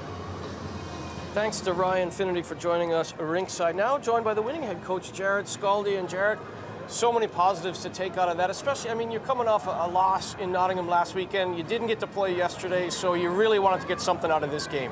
Yeah, absolutely. I thought the message going in is that we need to play hard for a longer period of time. And I thought right from the start of that we played a full 60 minutes. We put on a lot of pressure, sustained a lot of offensive zone time. And anytime there was any kind of attack, I thought Matt Carruth made some saves he had to. But we stuck to our game plan, having a week of just practice, a little bit of rest in there. I like the way our team responded tonight. I thought your team showed a lot of mental toughness. When you're playing against a team that sits back a little bit, plays that defensive road game, and you don't get a goal in the first period, the pressure's on a little bit, but your guys stuck with it, and your point of 60 minutes, they did play hard for 60 minutes. Yeah, exactly. We, you know, we've gotten to situations where we've played well enough, but we didn't get success offensively, and I felt that obviously in the first period. We had some scoring chances. We didn't get anything behind Matt Ginn, but again, we stuck to it. We wanted to play fast. We wanted to continue to put pressure on them. Let's not get frustrated. Get pucks behind them and make their defensemen defend. You made a point there about Carruth. When there was pressure from the Storm, he made those saves, and we have a couple of his saves now to look at on the replays, because 25 saves for the shutout. Sometimes when you're not the busier goalie, it's harder to be dialed in sometimes, and he certainly was watching Ginn there intently. You know, absolutely. It can be difficult at times when you got minutes and moments in the game where you're not being tested. And, you know, Mac's so mentally strong and stays focused, and, you know, he made those saves when he had to. I mean, the shorthanded goal, that was a big goal. I think it's the team's first shorthanded goal in the Elite League, so that was a big goal for you guys. Yeah, that's such a momentum killer. Obviously, any situation like that, when you get a shorthanded goal, can really lift your team, and the adverse effect of that is also how it affects the other team. So, again, you know, we stuck to it. We got a timely goal by Josh Batch, you know, leading the offensive charge tonight for us. And, you know, of course, I thought Josh Waller was sensational tonight with his speed. He really showed you know, what he can do and how dynamic he can be. And then, of course, Brody Reed continues to score some goals. So, you know, all around, I think it was a great effort by everybody. Let's talk about Waller a little bit, because much gets made about young Brits getting an opportunity. This is a player that's really taking his opportunity and grabbing it by the horns. Yeah, we, you know, Josh and I talked this summer, and, you know, the thing that I wanted Josh to know is that, you know, this is a winning league. This is an organization that wants to win, and that is fact about this league. And in between there, you do have to develop some players. And the thing with Josh is that, I made a commitment to him that we're going to develop him. We're going to work with him. And, the matter is he's earned this opportunity to play on top lines. He's earned the opportunity to play on power plays. This has not been given to him. He got limited ice time in the Champions League. We had an opportunity in preseason to give him a good chance, and he took advantage of it, and he's getting everything that he deserves. I thought Cox was exceptional in this game. I thought he was one of your best players in this one. Yeah, I mean, his work ethic every night. I mean, the goals are going to come in bunches with him. That just is how he's been, but every night he's still working. He's competing on loose pucks. His 50-50 battles. He does a great job of coming up more pucks than not. So, he's exciting to have for our fans. He's great to have as a teammate and someone to coach in there that every day in practice and in the games. He comes 100% effort every night. We talked to Todd Kelman a little bit earlier when we were setting up for our coach-to-coach feature with Paul and yourself, and Todd said he really likes the idea of having two guys, Kozun and Carruth. Takes a little bit of pressure off. There's a lot of teams, obviously, that have the number one guy and maybe a less experienced guy. Just talk about that goaltending tandem with Carruth and Kozun, because both have been good for you at different points so far early in the season. Yeah, there was a conversation Todd and I had this summer, and learning a little bit about the league and stuff. Understanding that a lot of teams go with just one goalie, and I wasn't comfortable with that, and Todd's not been comfortable with that for a long time himself. So we found it very important to make sure that we had a 1A, 1B, and I think we found that in Carruth and Kozun, because we're comfortable with both guys going net. Taryn's done a great job this year. He's going to get more opportunity. He's going to get some opportunity to go back-to-back like Mac has. So, we just feel very confident going in that we have two goaltenders on any given night that give us a chance to win. Well, I like the way your defense move the puck fast and hard. They don't hold on to it very long unless they see the open ice and neutral and the goal with it. But I like that principle, just moving it quick. Yeah, we've implemented the 2-second rule. It's got to be off your stick in 2 seconds. And generally you give that to defensemen that aren't very puck friendly, and we've got some defensemen that can handle the puck. But, I thought at times we look for the perfect play instead of just moving it. Your first option is always your best option. And I thought tonight we did a really good job of advancing the puck and pushing the puck north and allowing our forwards to get into their hands and get creative and drive the net and get opportunity. So how do you build on this? That's a big victory over a tough team that came in here with 2 wins in a row. So what are the messages you take into the following week now? Well, the good thing is we're going into Guildford, which is a team that skates extremely well. So we have to go in there and we have to be able to skate with them and make sure, again, that we're moving the puck fast, speed through the puck. So we're looking at it as a great opportunity on Wednesday up there, because that team comes at you hard, they play fast, and that's how we want to play, and that's how we're going to have to play to be successful against a team like Guildford and continue to move the puck, support the puck, and go on the attack. Well, thanks so much for joining us. I'm a little bit disappointed, though. I thought you were going to bring your Irish flat cap up here. I was going to borrow it because you'd fit in well with Dublin. If you ever come and visit us at the Premier Sports studio, you'll have to bring that special hat. It might be your good luck charm now. I definitely will bring it up with me, so thank you very much. Thanks to head coach Jared Scully for joining us on the post-game show. Let's have a look now at the standings, and we've got some upcoming fixtures as well. But let's look at the Elite League table. The Steelers, with their victory earlier on, now on 10 points. Cardiff up to second on 7 points. Nottingham, Guildford, and Manchester on 6. The Blaze with 5 points. Belfast and Fife on 2.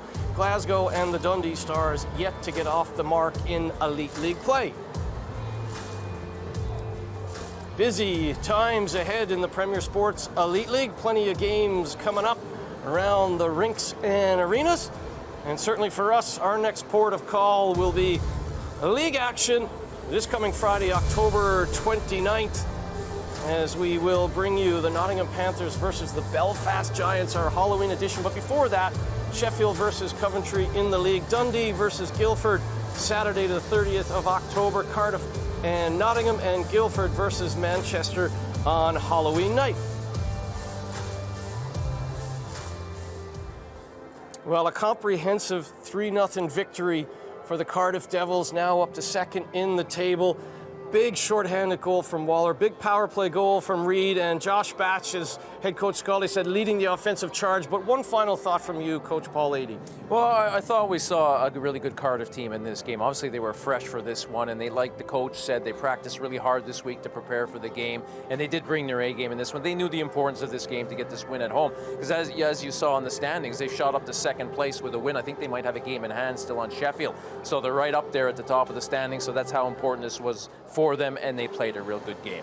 Are you looking forward to next Friday? Nottingham, a place where your number 22 adorns the the rafters. Nottingham hosting the Belfast Giants. Will be on air from 7 p.m. Face-off is 7:30. That's going to be a good one. Yeah, I mean, that's going to be an incredible game. It'd be nice to get back to Nottingham, and always a special place for me.